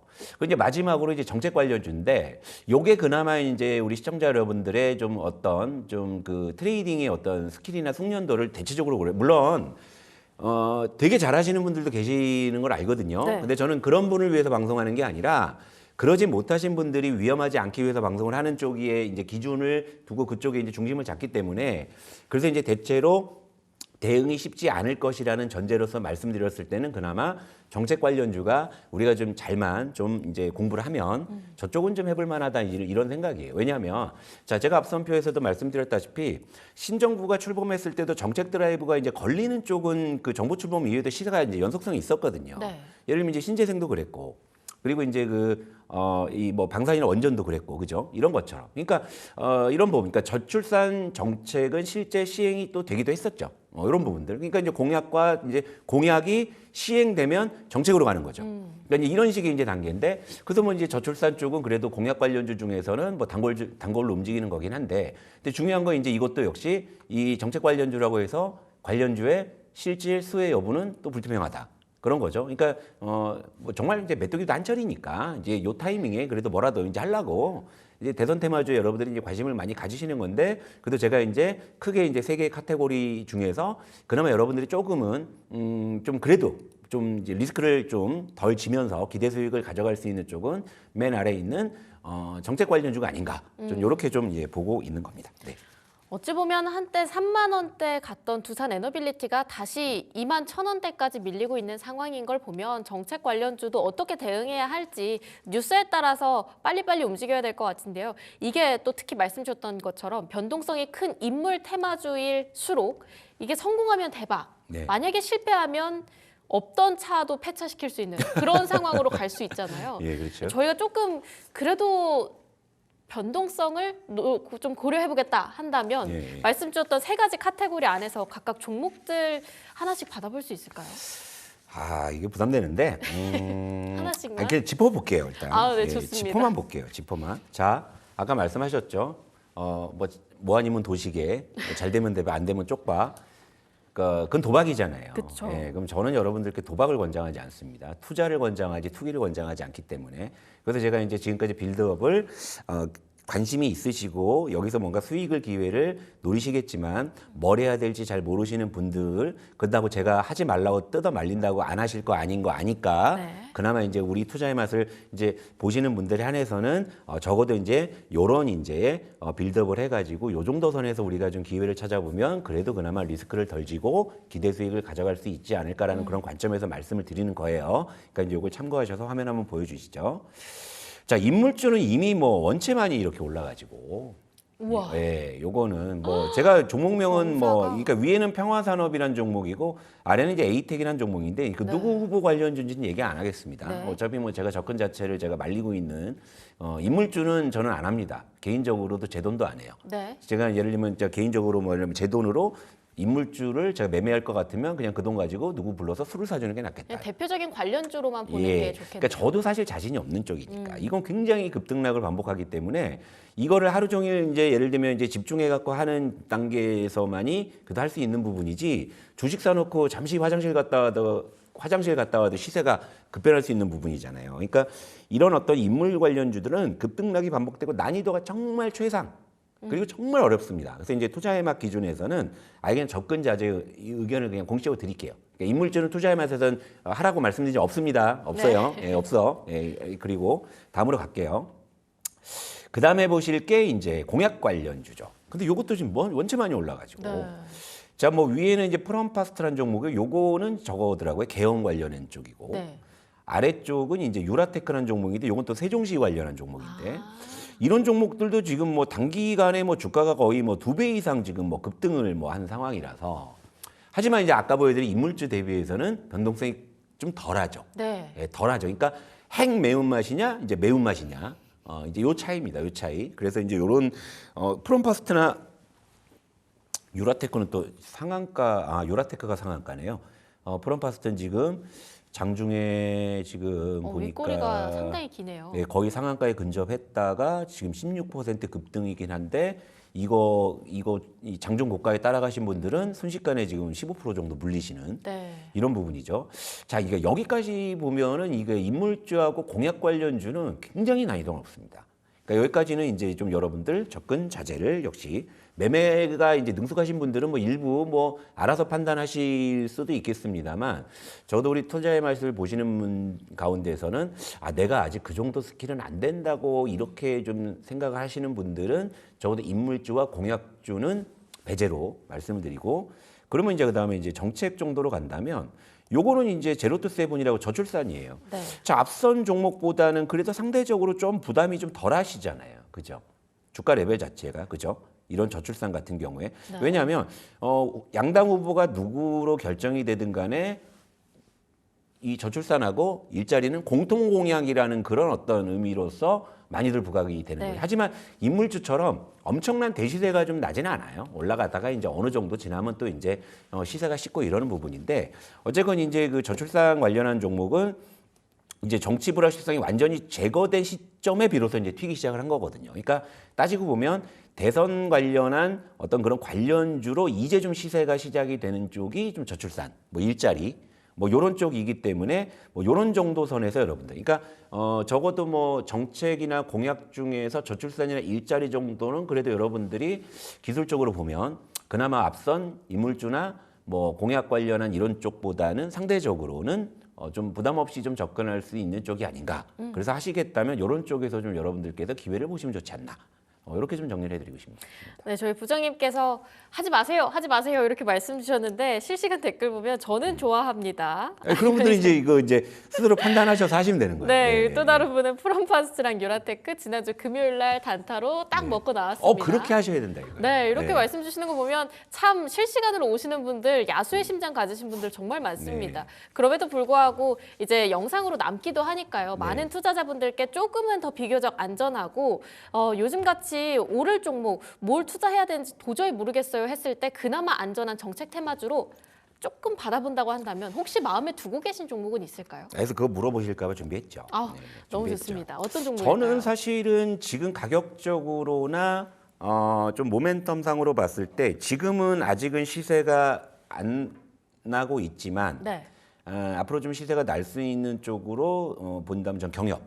경협주, 요거, 남북 경협주. 예, 화면 한번 보실게요. 네. 요것도 이제 예를 들면 이제 인물 관련주 중에서 이제 양쪽에 이제 양당의 어떤 이제 유력 후보들이 이제 누가 될지에 따라서 약간의 변수는 있겠습니다만 어쨌건 지금 이제 정책 쪽에서는 어쨌건 지금 야권의 유력 후보 쪽은 일단은 분명히 좀 북한 관련한 공약이 나올 수도 있는 부분이고 또 이제 여당 쪽에서의 후보도 뭐 이제 왜냐하면 이제 기존 정부와 좀 이제 좀 선을 긋고서 이제 뭔가 이렇게 새로움을 좀 부각시키려면은 저 이제 경협이라는 부분들은 저는 분명히 이제 다시금 이제 수미로 떠오를 거라고 보고 있는데 네. 근데 단순히 이제 대선만 가지고 접근하는 것은 아니고 그게 트럼프가 이제 잊을만 하면 한 번씩 김정은 이야기를 하지 않습니까?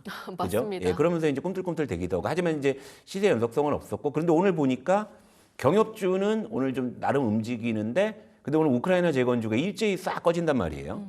그렇다면 이제 이 관련한 수급들도 이제 이쪽으로 이동할 가능성이 있는 부분이고 그리고 앞서 보여드린 화면 보시게 되면 자 인물주, 공약주, 정책주, 경협주, 그죠? 네. 뭔가 이렇게 계단에서 좀 내려온 느낌 들죠. 조금씩 난이도가 예, 낮아지는 확실히 이쪽이 느낌. 좀 차트를 보더라도 좀 뭔가 보더라도 부담이 좀 덜하죠. 네. 그러니까 이런 쪽이기 때문에 저는 사실은 관련해서 제가 굳이 뭐 이번에 어떤 조기 대선 관련해서 그래도 저점에서 그래도 조금 뭐 이렇게 기대 수익을 높여가면서 리스크 관리를 할 수 있는 그런 종목은 역시 좀 경협주 쪽이 아닌가. 그래서 이제 위의 종목은 신원입니다. 신원. 대표적으로 이제 개성공단 관련해서 이 알려진 종목이고 밑에 종목 근데 아난티가 왜 이렇게 올랐지? 잠깐만.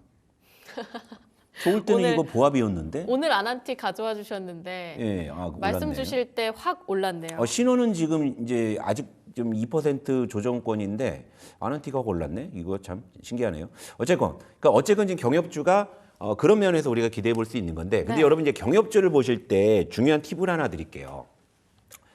이 경협주 가운데서는 그동안의 경협주인데도 슬쩍 우크라이나 재건이 좀 묻어서 올라갔던 애들이 꽤 많아요. 그러니까 그런 애들은 좀 조심하셔야지. 그런 애들은 오늘 가치 조정을 받는데 그래서 이제 그런 거를 다 쭉정이들을 솎아내고서 딱 보니까는 뚜렷하게 좀 이제 우리가 볼 수 있는 것은 결국엔 개성공단은 신원, 그죠? 그리고 아난티는 금강산으로 이제 많이 묶여 있는 종목들이죠. 특히 이제 위에 있는 신원 같은 종목은 작년에 영업이익이 무려 2천억이나 나왔는데 시가총액이 1,400억밖에 안 해요. 그러니까 그 자체가 일단 저평가, 밸류에이션상으로 네. 저평가고 뭐 얼마 전에 뭐 이제 보통주도 뭐 소각하고 뭐 나름 뭐 이제 좀 이렇게 뭐 주주 환원을 좀 하려고 하는 것 같긴 한데, 근데 그걸로는 이제 부족하고 어차피 옛날부터 경협으로 움직였던 애기 때문에 그냥 지금도 그냥 경협으로 그냥 조건 반사를 아마 그렇게 움직일 가능성이 크고 아난티 같은 경우에도 최근에 좀 주가가 좀 바닥권에서 좀 추세를 좀 잘 잡고 있습니다. 그러니까 저는 경협주 쪽에서 아난티가 오늘만 놓고 보면 아난티가 갑자기 튀었기 때문에 오늘 신원이 좋겠네요. 오늘 신원이 아직은 하락권에 있기 때문에 네. 저는 그래서 신원이나 아난티가 경협 관련해서는 그래도 가장 부담 없는 선에서 접근할 수 있는 그런 종목이 아닌가 이렇게 보고 있습니다. 네, 남북 경협주 말씀 주셨고 아난티보다는 오늘 오후장 신원 쪽으로 조금 더 집중해 보자 이렇게 전달 받았습니다. 오늘 오후장 전망에 대해서도 여쭤보고 싶은데요. 현재 코스피 시장에서는 개인의 매수세는 짙어지는 반면 외국인의 매도세는 또 마찬가지로 더욱 더 파란 빛으로 물들고 있습니다. 오후장 어떻게 보고 계실까요? 일단은 요걸 한번 좀 보겠습니다. 네. 오늘 지금 외국인의 결국엔 선물을 보셔야 되는 건데요. 지금 볼게요. 여기 지금 외국인의 선물 쪽으로 좀 더 집중을 해보자. 예. 사실 오늘 니케이도 대만 쪽도 다 좋지 않거든요. 예, 보세요. 이게 파란 선은 외국인의 선물 매매추입니다. 네. 제가 시간이 좀 있으니까 천천히 그냥 해드릴게요. 자, 파란 선 보이시죠? 그리고 여기 까만 선은 지수추입니다. 지수추인데 이거 왜 안 잡히냐?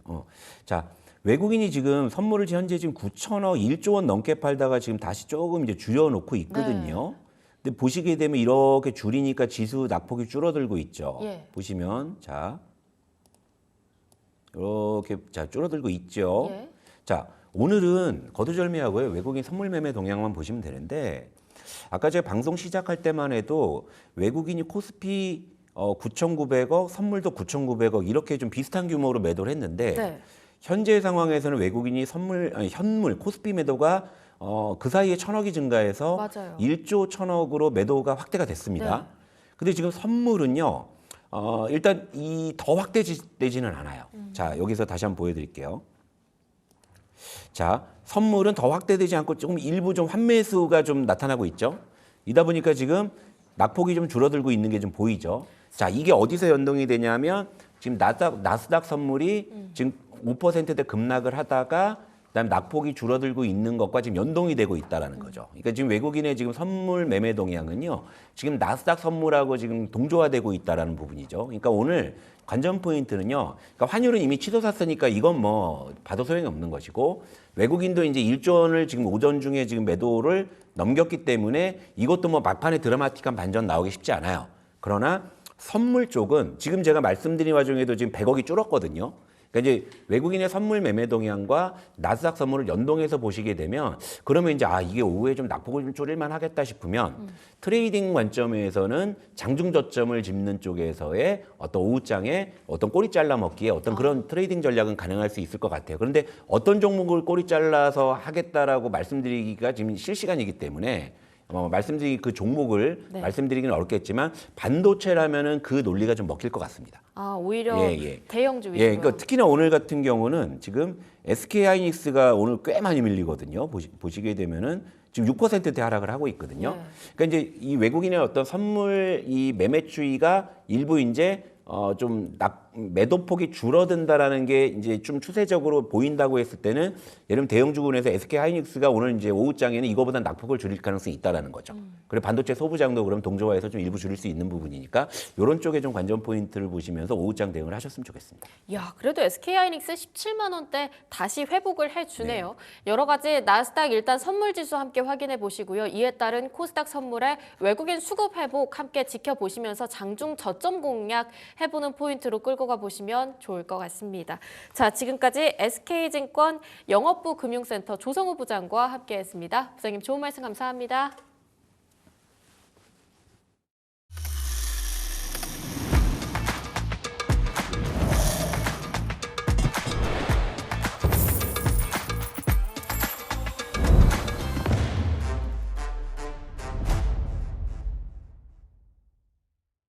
네, 4월 7일 월요일입니다. 현재 시각 11시 6분 지나가고 있습니다. 현재 시장 상황 체크해보고 키워드 탑7으로 넘어가 보겠습니다. 월요일입니다. 지난 주말에는 이 트럼프가 꺼낸 관세에 대한 글로벌적인 반응들이 속속들이 나왔었습니다. 캐나다 같은 경우에는 미국 자동차에 대한 보복관세 부과 계획을 발표를 했고요. 또 유럽 연안은 보복관세 부과 가능성 정도를 경고를 했죠. 그리고 가장 컸던 여파는 바로 중국이었습니다. 중국이 다시 한번 히토류 카드를 꺼내 들은 건데요. 그러면서 지금 반도체 업계 타격 받으면서 크게 떨어졌고요. 필라델피아 반도체 지수도 7%대 하락을 보여줬습니다. 근데 사실 지금 필라델피아 반도체 지수만 말할 것이 아니라 이 미국 전체적으로 정말 연 이틀 비명을 지르는 시장을 볼 수 있었는데요. 지금 무려 2000년의 닷컴 버플 그리고 2001년에 9.11 이 테러 사태 이후로 이 연 11 하락폭이 그때보다도 조금 더 컸다라는 이야기가 나오고 있습니다. 우리 시장도 지금 마찬가지로 속절없이 떨어지고 있는 상황이고요. 개장한 지 20분 만에 이 코스피는 매도 사이클카가 발동이 됐습니다. 자, 현재 시장 코스피 지수 체크해 보도록 하겠습니다. 현재 구간에서는 2366포인트 선 지나가고 있습니다. 개장하자마자 2400선 이탈을 했고요. 현재 4% 하락세 보여주고 있습니다. 장중에 4%보다 조금 더 큰 하락을 보여줬던 타라 어느 정도는 지금 하락폭을 줄이는 구간에 와 있기는 한데 그래도 너무너무 큰 낙폭을 보여주고 있습니다. 코스닥도 마찬가지로 664포인트 선 지나가면서 3%대 하락률 보여주고 있는데요. 아직 매도 사이클카는 코스닥 안에서는 발동이 되지 않았지만 코스피보다는 낮지만 역시나 양시장 정말 대대적인 낙폭을 보여주고 있는 상황입니다. 지금 힘든 수급 상황도 체크해 보도록 하겠습니다. 외국인의 매물 폭탄이 쏟아지고 있습니다. 코스피 같은 경우에는 지금 개장한 지 2시간 남짓 지금 넘어가고 있는데 1조 넘게 벌써 매도세 정말 강렬하게 보여주고 있고요. 기관도 2천억 원 넘게 매도세 강력하게 보여주고 있습니다. 그리고 개인만이 1조 2천억 원 넘게 지금 담아주고 있는 모양새 나타내고 있고요. 코스닥도 마찬가지죠. 외국인 기관 쌍끌이 매도세 이 안에서도 지금 외국인이 1,300억 원 넘게 덜어내고 있습니다. 선물 시장 안에서도 1조 넘게 팔아치우면서 빠지면서 지금 수급적으로도 대단히 흔들리는 모습 나타나고 있습니다. 그러면 코스피 시초 상위 종목단 체크해 보도록 하겠습니다. 여지없이 지금 빨간불을 켠 종목들이 거의 없는데요. 어떤 종목이 조금 더 많이 빠지고 좀 덜 빠지는지를 좀 체크해 보셔야겠죠. 우선 반도체부터 살펴보도록 하겠습니다. 지난주에 이 관세 전쟁에 반도체부터 여지없이 밀렸는데요. 지난주에 예고가 나왔던 반도체 관세는 발표도 안 나왔는데 이 중국 히토류 카드에 반도체 주들이 좀 밀리고 있습니다. 삼성전자 아까는 53,000원 선까지 지나가고 있었는데 어느 정도는 회복을 한 모습이고요. 현재 삼성전자 53,950원, 54,000원 회복을 조금 시도하고 있습니다. 3.74% 빠지고 있는 구간이고요. 내일 실적 발표 앞두고 있죠. 1분기 바닥 확인할 것으로 지금 다 전망을 하고 있지만 1분기 저점도 있고 2분기부터 하반기까지는 오를 것이다라는 전망 우세하고 있습니다. 그리고 SK하이닉스는 오늘도 삼성전자보다 더 큰 하락률을 보이고 있습니다. 현재 6.37% 빠지면서 17만 닉스도 간신히 버티고 있는 모습. 조금 더 빠지면은 이제 16만 닉스를 또 보게 되겠네요. SK하이닉스 같은 경우에는 엔비디아와 더 밀접한 영향을 받고 있고 엔비디아가 지금 두드러지게 떨어지고 있습니다. 엔비디아가 간밤에 또 7.3%나 떨어진 부분도 있고요. 그리고 글로벌 은행권에서 엔비디아의 이 목표 등급, 목표가를 다 하향하는 리포트를 좀 내놓은 바도 있었죠. 그리고 삼성전자에 비해서 SK하이닉스가 그간 좀 올랐던 부분이 있고 밸류에이션 매력도 부분에서 지금 삼성전자가 조금 더 높은 것들이 부각이 되면서 SK하이닉스 부분이 조금 더 크게 오늘도 떨어지고 있습니다. 6.48%. 지금 코스피 시총 3위 종목단 안에서도 SK하이닉스가 거의 가장 크게 더들어지게 떨어지고 있는 모습 나타내고 있고요. 그나마 지금 선방하고 있다라고 말할 수 있는 종목이 LG에너지솔루션이겠죠. 방금 전에 실적 발표를 내놨습니다. 지금 반도체보다 일찍 실적 발표를 내놨는데 호실적이 나왔죠. 타이밍이 좀 아쉽습니다. 지금 1분기 영업이익 3,747억 원, 전년 대비 138%나 증가를 했다라는 긍정적인 실적을 발표를 했습니다만 오늘 같은 하락장 안에서는 파란불을 켜고 있습니다. 다만 지금 이 3%, 6% 그리고 4%씩 빠지는 다른 종목들에 비해서 1% 정도 빠지는 것은 그래도 선방을 하고 있는 부분이고요. LG에너지솔루션이 아까 호실적을 발표를 했었던 그 시간대에는 잠깐 양봉 전환을 시도하기도 했습니다. 다만 그러고 나서 바로 빠지면서 현재는 1.52% 하락세 32만 4천 원 선 지나가고 있습니다. 삼성 바이오로직스에 대한 이 실적 발표, 이 실적에 대한 기대감도 지금 이어지고 있는데요. 호실적, 지금 1분기 영업이익 3,500억 원 가량 지금 전망을 하고 있는 삼성 바이오로직스입니다. 지금 생각보다도 더 빨리, 굉장히 빠르게 준공이 된 이 송도의 5공장에 대한 기대감들이 좀 들어오고 있는 부분인데 오늘 같은 장에서는 여지없이 4.68% 크게 떨어지고 있고요. 삼성 바이오로직스도 지금 낙폭을 좀 확대하고 있습니다. 지금 101만 9천 원 선 지나가고 있고요. 지금 관세에서 계속 이야기가 나왔었던 현대차, 기아는 또 한 번 더 떨어지네요. 4.48% 결코 작은 숫자가 아니죠. 이제 18만 3,300원 선 지나가고 있는 현대차입니다. 이어서 6위부터 10위의 종목들은 얼마나 더 많이 빠지고 있는지 체크해 보도록 하겠습니다. 비슷하게 빠지고 있습니다. 셀트리온은 4%대, 그리고 기아도 3%대, 네이버가 1.42%로 그나마 많이 빠지지 않고 있죠. 이 탄핵 심판이 열렸었던 지난주 금요일에 네이버 그리고 플랫폼주에 대한 어느 정도 시세가 좀 들어오기도 했습니다. 1.62% 지금은 빠지고 있는 상황이고요. 오늘 지금 SK하이닉스랑 엇비슷하게 굉장히 많이 빠지고 있는 게 또 하나 에어로스페이스죠. 지금 10위를 지금 간신히 지금 유지는 하고 있지만 7%대 하락률 정말 크게 보여주고 있고요. 하나 에어로스페이스 같은 경우에는 지금 수주라든지 실적에 대해서 긍정적인 부분들, 숫자로 확인할 수 있는 부분들이 분명히 있지만 그간 많이 올랐던 거에 대한 이러한 반대 매매세 7.212% 나오고 있습니다. 뒤로 이어서 코스닥은 얼마나 빠지는지 체크해 보도록 하겠습니다. 코스닥, 알테오젠은 5.23%. 알테오젠 같은 경우에는 지금 기술 이전 계약 관련해서 긍정적인 이슈들이 좀 많이 나와 있다라는 평가를 받고 있음에도 불구하고 주가는 계속해서 조정받는 모양새 나타내고 있습니다. 이 안에서 5%대면 또 두드러지는 비교적 많이 떨어지는 수준이네요. 5.37% 빠지고 있고요. 현재 34만 3천 원 선 지나가고 있습니다. 2차 전지가 그래도 종목들에도 지금 다르게 빠지고 있는 종목들보다는 그래도 좀 선방하고 있다라고 말할 수 있겠습니다. 2%대 빠지고 있는 에코프로 BM과 에코프로고요. HLB도 그나마 좀 덜 빠지는 모양새입니다. 아까는 한 1%대, 지금 낙폭을 좀 확대하고 있는 구간에 위치해 있기는 했지만 HLB도 그간 많이 빠졌기 때문에 2%대에 빠지고 있고요. 로봇주, 지금 레인보우 로보틱스가 더 많이 빠지고 있습니다. 레인보우 로보틱스 같은 경우에는 로봇주 안에서 이 상승 랠리가 좀 돌고 있는 부분도 있지만 지금 남아있는 상승 모멘텀이 좀 적다라는 좀 안 좋은 평가를 받고 있는 부분들이 있겠죠. 25만 원도 지금 높다라는 이야기도 나오고 있는데 레인보우 로보틱스가 현재 5.83% 낙폭을 좀 더 확대하는 구간에 위치해 있고요. 6위부터 10위도 체크해 볼까요? 이 안에서도 사실 빨간불을 켠 종목은 오늘 없습니다. 그래도 비교적 지금 선방을 하고 있는 게 삼천당 제약인데 지금 아일리아 바이오 시밀러 허가 결과를 또 기다리고 있습니다. 삼천당 제약이 그러면서 1.13%대로 가장 적게 빠지고 있고요. 그 밖으로 다른 종목들은 거의 다 3, 4%의 하락률을 보여주고 있는 현재 시장입니다. 자, 그러면 이 같은 시장 안에서 그래도 좀 돋보였던 종목들 그리고 섹터들 정리해 보도록 하겠습니다. 가장 먼저 히토리부터 이야기해 보도록 할게요. 중국이 이 관세의 보복 카드로 히토리를 다시 한번 들었다라고 말씀을 드렸죠. 방사는 물론 스마트폰, 전기차 등 첨단 산업 그리고 친환경 사업의 필수 원자재인 이 히토류입니다. 중국의 이 히토류 시장의 점유율 무려 90%, 그러니까 이 가공 히토류의 시장에서는 90%까지를 차지하고 있고요. 정제되지 않는 히토류 생산 점유율은 또 60%, 어쨌거나 과반수 이상이고 중국이 이 히토류 시장에서 차지하고 있는 파워는 굉장합니다. 이에 비해서 미국 히토류 광산은 단 한 곳밖에 없는 상황인데 그래서 중국은 히토류 카드를 다시 한번 들 수밖에 없었던 것 같고요. 히토류 7종 수출 통제 조치를 시행하겠다라고 밝혔습니다.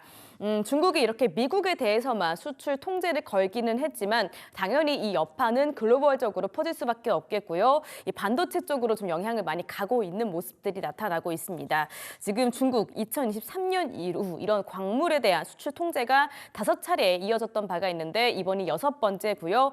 이번에 다시 한번 카드를 꺼내 들면서 히토류 관련주들 다시 한번 체크를 해봐야 된다라는 관심들 이목이 좀 쏠리고 있습니다. 제가 이 안에서는 이같이 어려운 시장 안에서 동국 RNS가 또 4.47% 상승하는 모습 나타내고 있네요. 자, 그럼 뒤로 이어서 ABL 바이오 이야기 한번 해보겠습니다.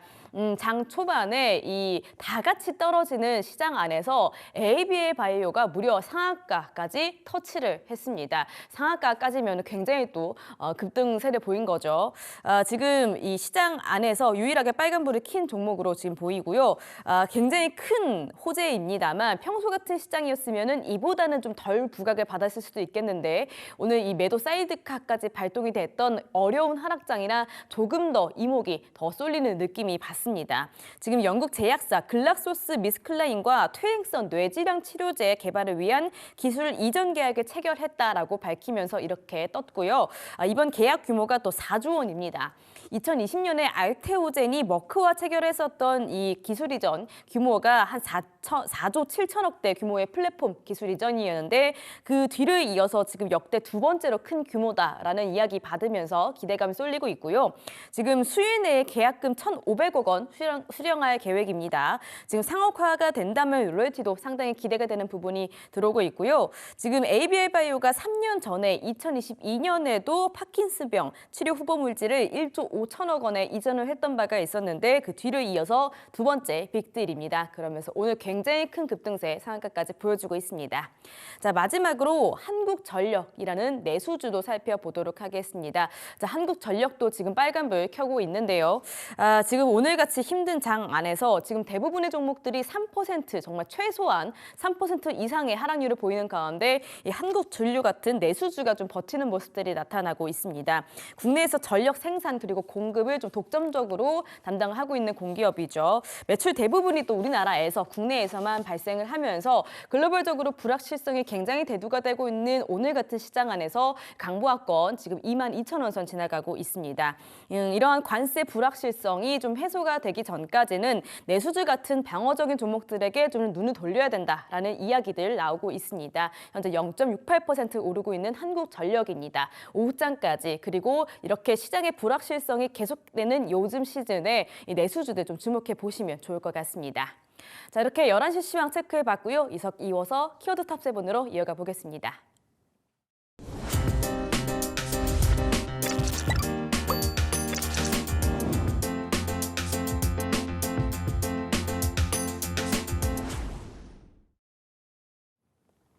네, 오늘 장 키워드 탑7 이어가겠습니다. 오늘은 박세영 기자님과 함께 해보시죠. 기자님 어서 오세요. 안녕하세요. 네, 반갑습니다.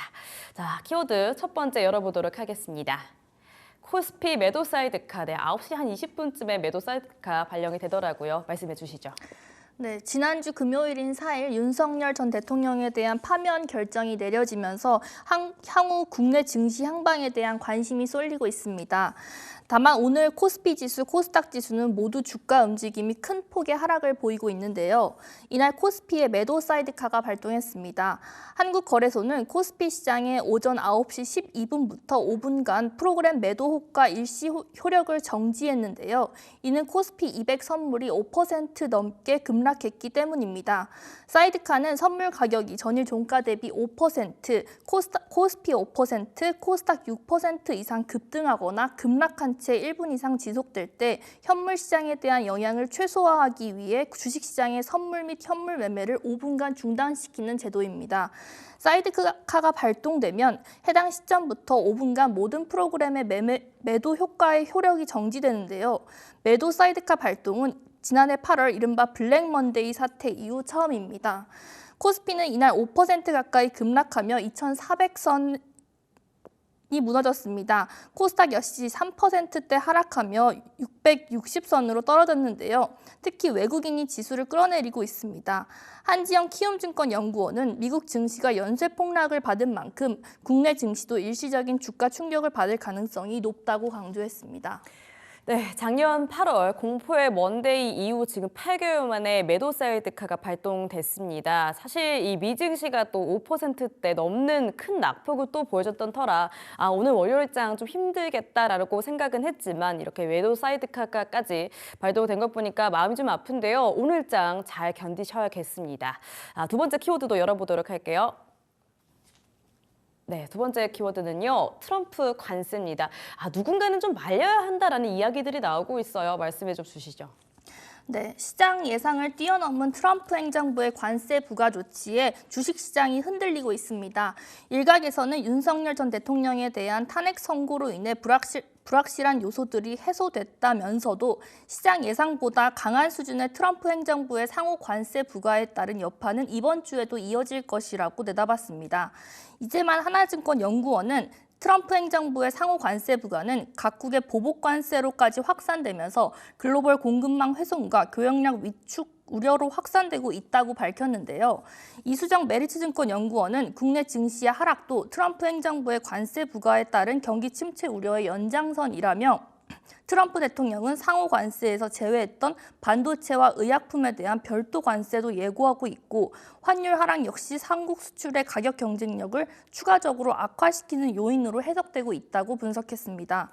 이날 글로벌 관세 정책 우려의 안전자산 선호 흐름이 강해지면서 안전자산으로 분류되는 달러화와 엔화에 비해 원화 가치가 떨어졌는데요. 서울 외환시장에서 미국 달러화 대비 원화 환율은 1,470원대로 오르며 원화 가치가 급락했습니다. 또한 원엔 제정 환율은 100엔당 1,010.64원까지 오르기도 했는데요.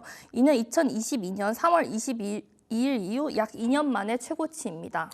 네, 관세 총격에 지금 엔화 같은 경우에는 2년 만에 또 100엔당 1,000원까지 올랐다라는 이야기 들어봤습니다. 지금 관세에 대한 이야기 정말 계속해서 불거지고 있고요. 트럼프가 2기를 집권한 이후 지금 관세 이야기를 일주일 내내 정말 듣고 있는 것 같은데 언제쯤 이 관세에 대해서 좀 잠잠해지고 글로벌적으로 그리고 양시장 다 좀 잠잠해질 수 있을지 좀 기다려 보셔야겠습니다. 세 번째 키워드 열어보도록 할게요. 네, 정치 테마주입니다. 오늘 대부분 오르는 종목은 정치 테마주들밖에 없는 것 같아요. 어떤 이야기일까요? 네, 불확실한 정치 국면 속 정치 테마주가 기승을 부리며 올해 코스피와 코스닥 시장에서 모두 정치 테마주가 가장 높은 수익률을 낸 것으로 나타냈습니다. 윤석열 전 대통령에 대한 파면으로 조기 대선 국면에 접어들면서 정치 테마주의 급변동세는 당분간 이어질 것으로 보이는데요. 7일 한국거래소에 따르면 올 들어 코스피 시장에서 가장 크게 오른 종목은 평화홀딩스로 300% 넘게 급등한 것으로 집계됐습니다. 평화홀딩스는 1950년 설립된 자동차 부품 제조 전문 업체인데요. 김문수 테마주로 꼽히고 있습니다. 김종석 평화홀딩스 회장이 김문수 고용노동부 장관과 같은 경주 김씨이고 평화홀딩스의 계열사 P&DT 공장이 김 장관의 고향인 경북 영천에 위치한다는 이유에서입니다. 지난해 말 2,525원이던 평화홀딩스 주가는 지난 1월 말부터 상승세를 타 이날 장중 신고가를 기록하기도 했습니다. 장 초반 12,920원까지 오르기도 했는데요. 지난 1월 말 한 언론조사 업체에서 이재명 더불어민주당 대표와 김 장관이 차기 대선에서 대결한다면 누구에게 투표하겠냐는 질문에 응답자의 38.3%가 김 장관을 선택했다는 결과가 발표되면서 주가가 급등하기 시작했습니다. 또한 올해 코스닥 시장에서 가장 높은 수익률을 기록한 종목은 형지글로벌로 올 들어 280% 넘게 치솟았습니다. 이는 이재명 테마주로 이 대표가 성남시장으로 재임하던 시절 무상교복 정책을 추진할 때 계열사인 형지 엘리트가 교복을 공급했다는 이유에서 이재명 테마주로 묶였는데요. 형지글로벌 역시 이날 장 초반 13,050원까지 오르며 장중 신고가를 기록했습니다. 이처럼 정치 테마주의 주가 움직임은 기업 가치와는 무관하고 정치인과의 연결고리도 불분명하지만 정치 이벤트마다 급등과 급락을 반복하고 있습니다. 정치 테마주의 기승에 한국거래소는 지난 4일 윤 전 대통령 파면 이후 비상시장 점검 회의를 열고 테마주 등에 대한 불공정 거래 모니터링과 사전 예방 활동을 강화하겠다고 밝혔습니다. 네, 작년 12월 계엄령 이후 계속해서 기승을 부리고 있는 정치 테마주입니다. 지금 그때부터 지금까지 코스피 안에서는 평화홀딩스 그리고 코스닥 안에서는 형지글로벌이 가장 크게 올랐다라고 합니다. 지금 조기 대선 날짜가 거의 확정이 됐죠. 6월 3일로 정해진 것 같은데 그때까지는 정치 테마주들이 계속해서 좀 변동성을 보일 것으로 예상하고 있습니다. 계속해서 좀 리스크가 크다라는 점은 감안하시면서 지켜보시기를 바라겠습니다. 다음 키워드 열어보도록 할게요. 네 번째 키워드입니다. K뷰티 대형주. 대형주 안에서도 여러 가지 종목이 있을 텐데 어떤 종목일까요? 네, 지난해에 이어 올해도 K뷰티의 인기가 지속되고 있는 가운데 실적이 보장된 대형주로 이목이 집중되는 일명 대형주 쏠림이 현상이 나타나고 있습니다. 국민연금 역시 올해 1분기 화장품 제조 개발 생산 업종 중 한국콜마와 코스맥스를 사들였지만 코스메카 코리아, CNC 인터내셔널은 팔아치운 것으로 나타났는데요. 지난해 사상 최초로 연간 화장품 수출액이 100억 달러를 넘어선 K뷰티는 올해 1분기에도 26억 달러를 기록하면서 전 세계적인 인기를 입증했습니다. 이는 지난해 1분기보다 13% 증가한 수준으로 1분기 기준 역대 최고 실적인데요. 이에 발맞춰 한국콜마와 코스맥스는 생산 능력을 늘렸을 뿐만 아니라 신규 고객사 확보에 주력하고 있습니다.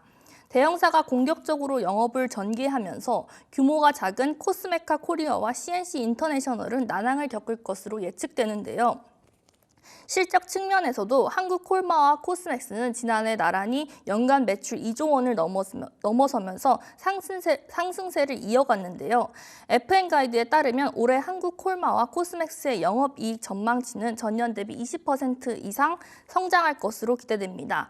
반면 코스메카 코리아와 CNC 인터내셔널은 시장 기대치를 밑도는 실적을 기록했습니다. 이에 따라 주가도 상반된 흐름을 보였는데요. 한국콜마와 코스맥스는 올해 들어 지난 4일까지 23%, 14% 각각 올랐습니다. 하지만 코스메카 코리아와 CNC 인터내셔널은 같은 기간 11%, 23% 급락했습니다. 박종대 메리츠증권 연구원은 지난해 갑작스런 수주 확대로 한국콜마와 코스맥스의 생산 능력이 힘에 부치는 상황이 발생해 상대적으로 규모가 작은 업체들로 실적 모멘텀이 분산됐다면서 최근 두 회사의 생산 능력이 20% 이상 증가하면서 올해는 이런 분산 효과가 제한적일 것이라고 말했습니다.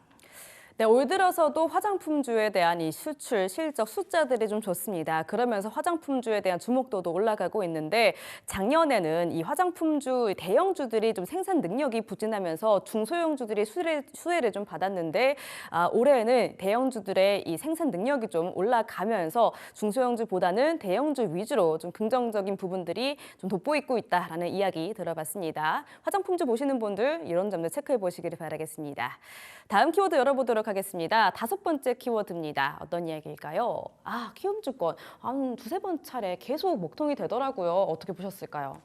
네, 지난 3일과 4일 오전 개장 직후 키움증권의 MTS를 통한 주식 매매 주문 체결이 지연됐습니다. 이틀 연속 오류가 발생한 것인데요. 오늘은 장 초반부터 지금까지는 오류가 없이 주문이 진행되고 있는 상황입니다. 지난 3일에는 개장 직후 주문량이 몰린 1시간 동안 시스템 오류로 주문이 먹통되거나 지연 체결이 되는 장애를 겪었습니다.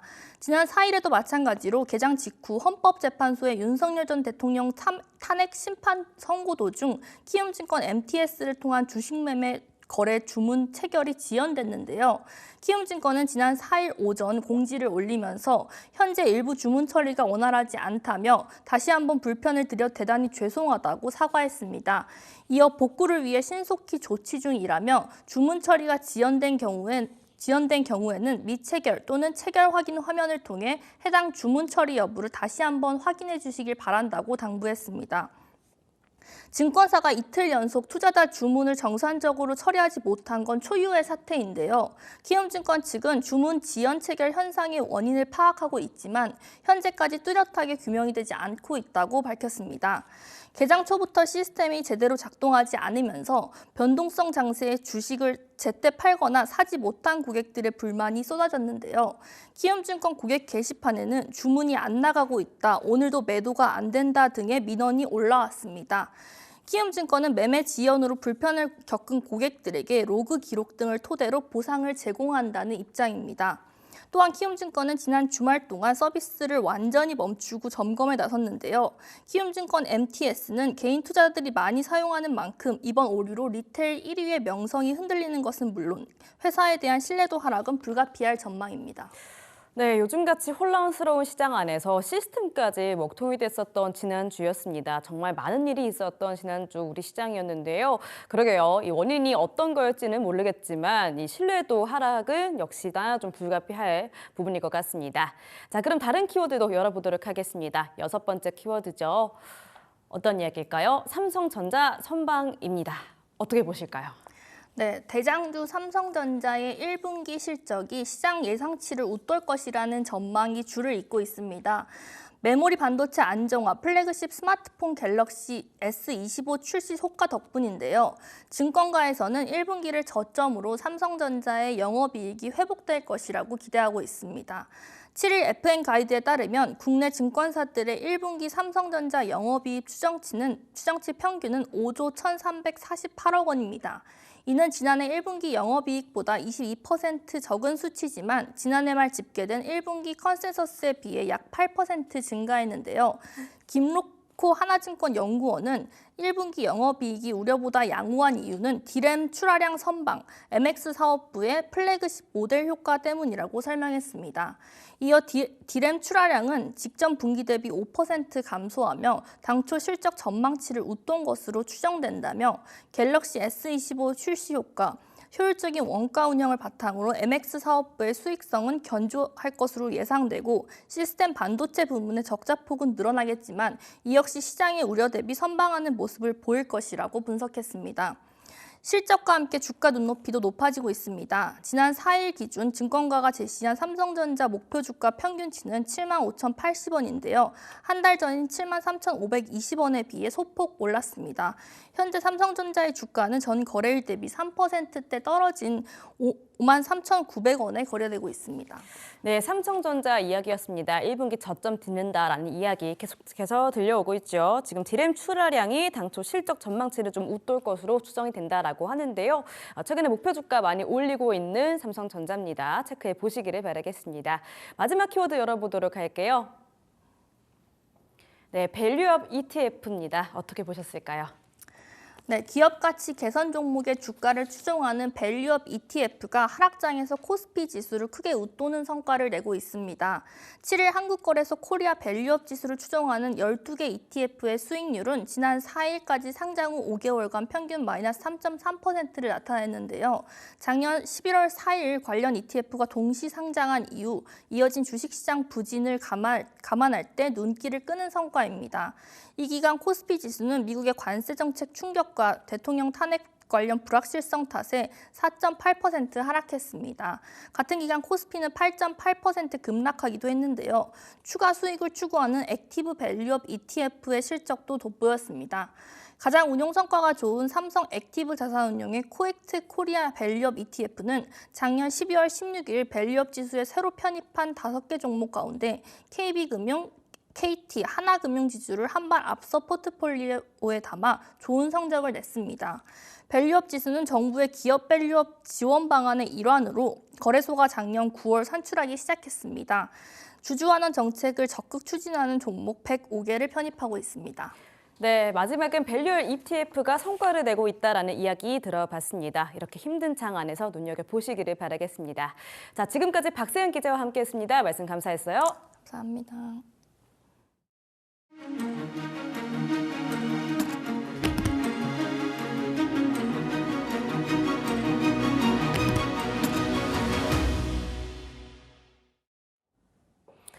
오전장 정리하고 오후장 대응 전략 짜보는 머니체크 시간입니다. 오늘은 딜사이트S 강호진 마스터와 함께합니다. 마스터님 안녕하세요. 네, 안녕하세요. 오늘 시장 급락 출발했습니다. 장중에는 코스피 매도 사이드카가 발동되기도 했는데요. 원달러 환율도 오늘 큰 폭으로 치솟고 있고요. 무엇보다 엔화의 움직임이 심상치 않습니다. 시장 오전장 어떻게 보셨을까요? 네, 일단은 말씀하신 대로 이제 트럼프 대통령의 이 관세 정책 후폭풍이 지속적으로 이어지고 있는 상황입니다. 그래서 제가 이제 지난 방송에서도 말씀드렸었던 게 사실 국내 정치적 불확실성에 대한 우려도 있지만 지금 시장을 가장 크게 압박하는 요인은 결국에는 이제 관세다라고 말씀을 드렸습니다. 그래서 이런 부분이 좀 해소가 되기 전까지는 우리 국내 증시도 마찬가지로 지지부진한 흐름을 좀 계속적으로 이어갈 수 있는 부분이고요. 또 거기에 더해서 지금 우리나라 이 변동성 지수를 보더라도 오늘 굉장히 크게 급등을 한 것을 볼 수가 있거든요. 그래서 이런 것들만 봤을 때 지금 단기적으로 뭐 하루 혹은 뭐 그러니까 오후장에 잠깐 반등이 나올 수는 있어도 그게 지속이 될 거라고 판단하기에는 조금 이른 시점이 아닌가라는 생각이 좀 들거든요. 특히나 지금 국내 증시 이제 전반적으로 다 하락을 보이고 정치 테마주와 관련된 종목들만 지금 오르고 있는 상황이기 때문에 이런 점들로 미뤄봤을 때도 지금 수급은 여전히 좀 부족하다라고 좀 해석을 할 수가 있겠습니다. 그래서 지금은 뭔가 우리가 지금 당장 이 판세를 좀 뒤집어 엎겠다라고 좀 생각을 하는 것보다는 시장에 좀 순응을 하고 본격적인 반등이 나올 시기를 조금 기다려보는 게 맞지 않을까라고 생각을 하거든요. 그래서 지금 오전장 같은 경우에는 조금 관망세를 유지를 하는 부분으로 좀 보셔야 될 것 같습니다.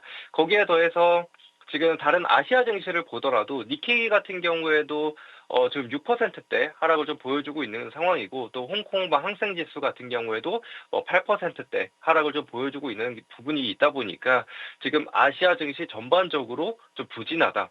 그래서 단순히 국내 증시만 하락을 보이는 게 아니기 때문에 지금 이런 글로벌 분위기 자체가 하방을 좀 보고 있는 상황이기 때문에 너무 성급하게 보지 말자. 이렇게 좀 말씀드리고 싶습니다. 네, 너무 성급하게 보지 말고 특히 수급적인 면을 집중해서 보자고 제가 앞선 프로그램에서 살짝 받아봤는데요. 선물 시장 외국인의 매도세가 조금은 줄어드는 듯 했나 싶었지만 다시 더 짙어지고 있습니다. 이렇게 봤을 때는 오후장까지 조금 더 낙폭이 커질 수 있겠다라는 가능성 충분히 염두에 둬야 될까요? 오후장 어떻게 전망하실까요?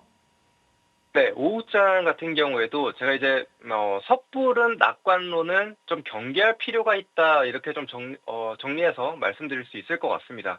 아무래도 이제 최근에 개파락 이후 혹은 급락 이후의 반등을 계속적으로 좀 보여왔습니다.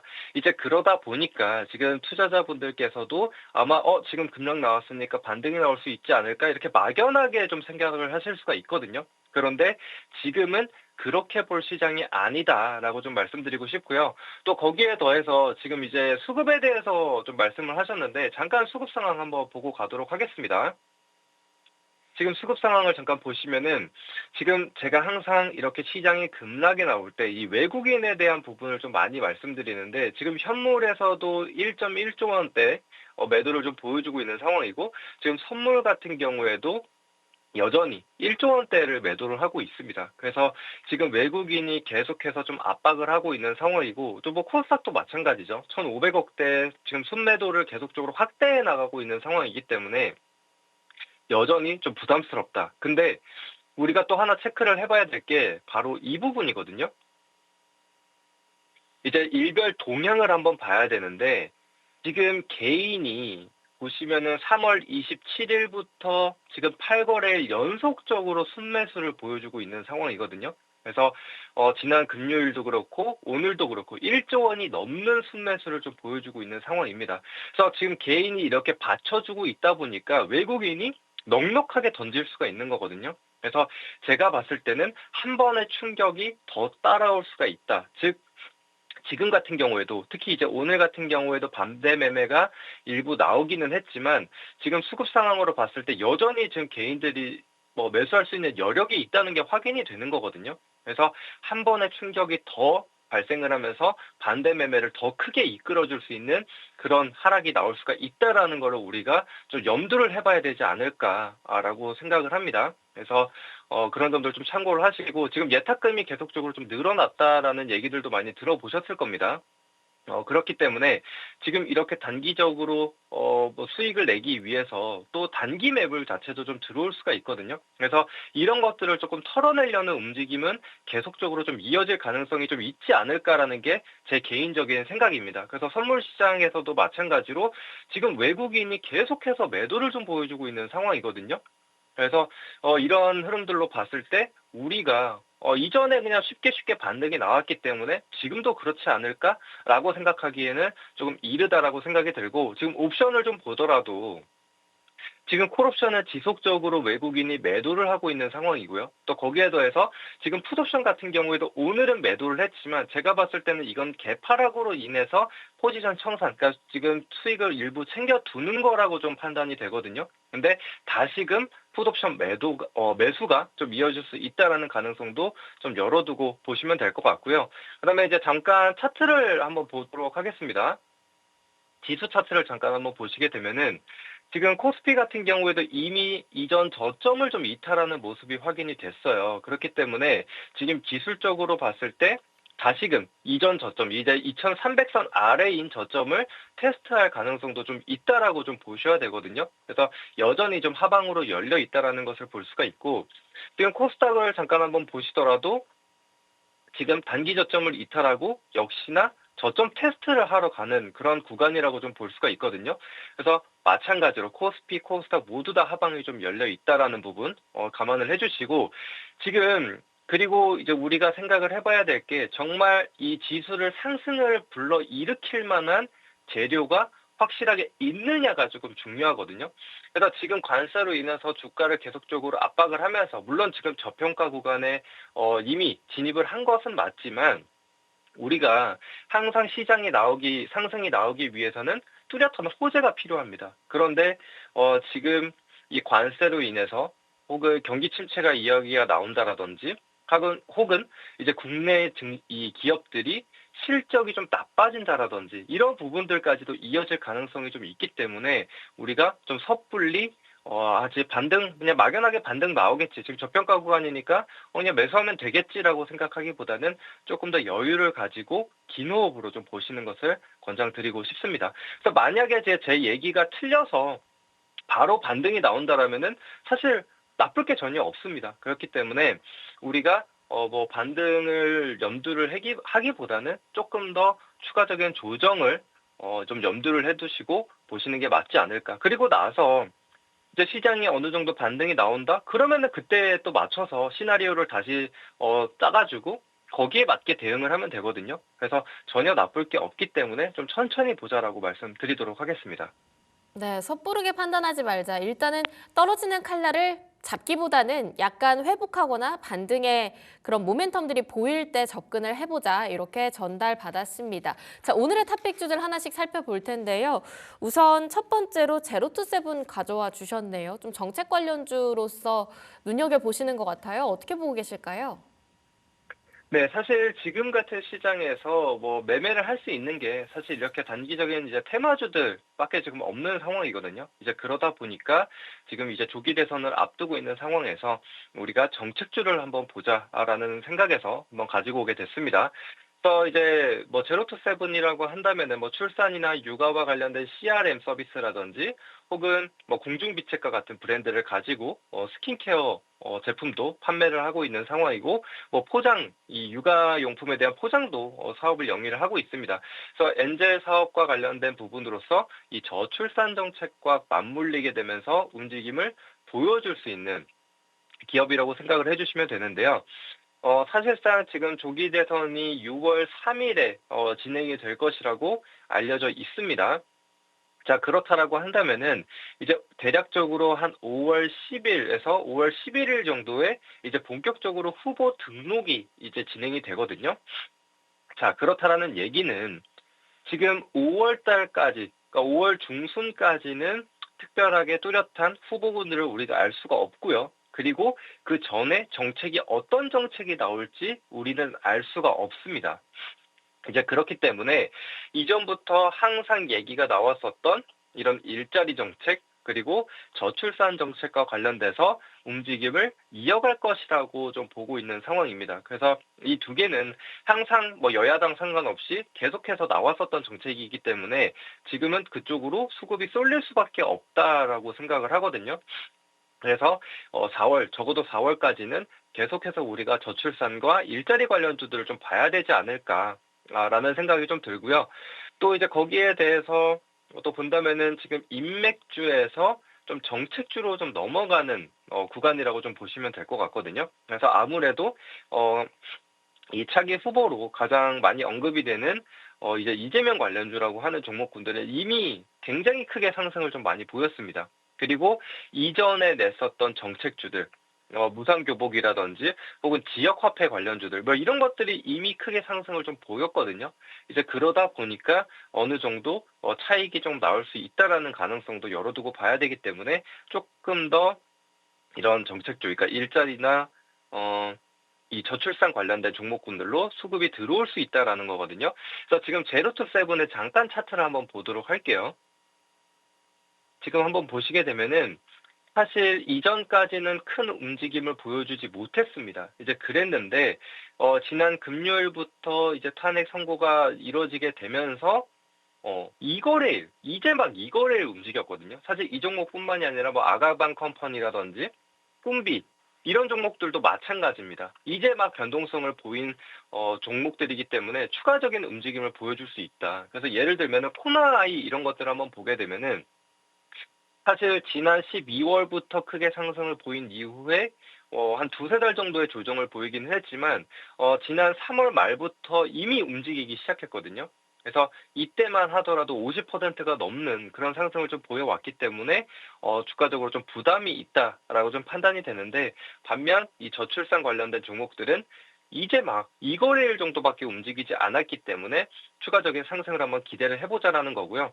그 다음에 지금 제로투세븐 같은 경우에도 움직임을 한번 보게 되면은 오늘 추가적인 급등을 보여주게 되면서 이제 막 이전 고점 구간을 즉 이전 매물대 구간을 돌파하는 흐름들을 보여주고 있다라고 생각이 들기 때문에 이번 달 충분히 추가적인 상승이 나올 수 있지 않을까라는 생각이고요. 아까 보신 아가방 컴퍼니나 꿈비 대비해서 상승폭이 좀 적었기 때문에 순환매 관점으로 한번 봐주시면 될 것 같고요. 그래서 1차 목표가는 이전 매물대 지금 보시면 한 7,500원 정도에 걸려 있는 것을 볼 수가 있습니다. 그래서 1차 목표가는 7,500원 정도로 한번 잡아보도록 하겠고요. 손절가 같은 경우에는 조금 타이트하게 잡았습니다. 그래서 오늘 시초가가 한 6,000원 정도에 형성이 되어 있는데 음봉으로 떨어진다라고 한다면은 사실은 단기적으로 조금 더 차익이 더 빠르게 쏟아질 수 있다라고 생각이 되니까 6,000원으로 좀 타이트하게 잡고 봐주시면 되겠습니다. 네, 오늘 아가방 컴퍼니는 20%, 꿈비는 상한가 살짝 풀렸습니다만 여전히 28% 강한 양봉 그려내고 있습니다. 그 후발주자로서 제로투세븐이 이어갈 수 있지 않을까 기대감 가져가 보도록 할 텐데요. 확실히 테마성인 만큼 손절가 타이트하게 끌고 가 보겠습니다. 두 번째 탑픽주는 티플렉스 가져와 주셨습니다. 중국에서 34% 보복관세에 이어서 히토류 수출 금지 카드까지 내건 상황, 티플렉스는 어떻게 보고 계실까요? 네, 역시나 지금 이제 테마성을 좀 띌 수 있는 그런 종목군들을 좀 준비를 했는데, 티플렉스 같은 경우에도 희소금속을 활용을 해서 기계 부품을 만든다든지 이런 식의 좀 사업을 영위를 하다 보니까 과거서부터 히토류 관련주로 계속적으로 좀 부각이 되어 왔습니다. 그래서 이번에도 히토류 관련주로서 좀 급등을 보여주는 모습이 확인이 됐는데, 앞서 말씀하신 대로 이제 중국에서도 보복관세 그리고 히토류 7종과 관련돼서 이제 수출 통제를 하겠다라고 좀 밝힌 바가 있습니다. 그래서 예전부터 계속해서 이 히토류를 무기화하는 그런 모습들을 좀 보여왔기 때문에, 그리고 과거에 2017년도, 2018년도 이때를 생각한다면 이 무역 전쟁을 했을 때 단기적으로 끝나는 모습을 보여주지 못했거든요. 항상 강대강으로 대치를 하게 되면서 좀 장기화가 되는 그런 모습들을 좀 보여왔는데, 그렇기 때문에 이번에도 무역전쟁 혹은 이 관세와 관련돼서 단기적으로 끝날 거라고 좀 생각이 들지는 않습니다. 그렇기 때문에 이 히토류와 관련된 이슈들이 계속적으로 좀 부각이 될 수 있다라고 좀 판단이 들고, 그리고 물론 지금 시장이 좀 안 좋기 때문에 오히려 정치 테마성, 그러니까 정치 테마주들로 좀 강하게 쏠리고 있는 상황인데, 만약에 하루 정도는 정치 테마주들이 조금 쉬어갈 수 있다라고 생각이 들거든요. 그러면은 사실 현재로서 형성이 되어 있는 테마주들이 그렇게 많지 않기 때문에 히토류 주로도 충분히 순환이 돌 수가 있다라는 관점으로 한번 준비를 했고, 지금 티플렉스 차트를 잠깐 한번 보도록 하겠습니다. 차트를 잠깐 한번 보시게 되면은 지금 수개월간 박스권 안에 갇혀 있었던 것을 좀 볼 수가 있거든요. 그래서 항상 이 캔들 몸통이 대략적으로 한 3,300원 구간에 걸려 있었던 것을 좀 볼 수가 있어요. 그런데 제티플렉스 같은 경우에 오늘도 급등세를 좀 보여주게 되면서 이 3,300원 구간을 돌파하지 못하고 다시 밀리는 모습이 확인이 됐거든요. 근데 이전과는 달리 조금 더 히토류가 강한 모멘텀을 좀 가질 수 있는 그런 시기라고 생각이 들기 때문에 한번 돌파를 기대를 해보자라는 관점에서 한번 가지고 왔습니다. 그래서 일단 1차 목표가는 역시나 이전 고점 구간인 한 3,500원 정도로 잡고 한번 보도록 하겠고요. 그리고 하단으로는 한 2,850원 정도로 잡았습니다. 그래서 이전 저점을 이탈하는 자리에서 우리는 확실하게 손절로 대응을 한다. 이렇게 생각을 해주시면 되겠습니다. 네, 티플렉스까지 중국의 히토류 수출 금지 카드에 따른 수혜주로 받아봤습니다. 목표가 3,500원, 손절가는 2,850원으로 끌고 가보도록 하겠습니다. 지금까지 딜사이트S 강호진 마스터와 함께했습니다. 마스터님 좋은 말씀 감사합니다. 네, 감사합니다. 네, 오늘 시장 여전히 녹록치가 않습니다. 그럼에도 불구하고 코스피 낙폭 줄여내는 모습 4% 정도의 지수 하락 보여주고 있습니다. 2,359포인트대를 지나가고 있는데 과연 오늘 어느 정도 회복을 해서 어느 정도로 종가를 기록하게 될지 좀 지켜봐야 할 것 같습니다. 외국인의 수급은 계속 매도세, 그리고 개인의 매수는 점점 짙어지고 있습니다. 해당 포지션에서 모두 다 강한 매수 그리고 매도의 포지션이 짙어지는 모습들, 선물 시장도 마찬가지입니다. 이런 상황 속에서 환율은 계속 튀면서 1,467원 지나가고 있고요. 엔달러 환율도 마찬가지로 강세 흐름 보여주고 있습니다. 자, 오늘 시총 상위 종목들 살펴보면요. 일단 SK하이닉스가 가장 눈에 많이 들어오죠. 오늘 SK하이닉스 낙폭을 조금 줄여내곤 있습니다만 종가를 17만 원대에서 회복을 해준 채로 마감을 했으면 좋겠는데 계속 등락하고 있는 모습들이 위태롭습니다. 오늘 아시아 증시도 그리 썩 좋지 않기 때문에 미국 선물지수 함께 확인해 보시면 좋겠습니다. 그럼에도 불구하고 오늘 따뜻한 봄바람 불고 있으니까요. 점심 맛있게 드시고 잠시 뒤에 저는 1시 2부로 찾아뵙도록 하겠습니다. 함께해 주신 여러분 고맙습니다.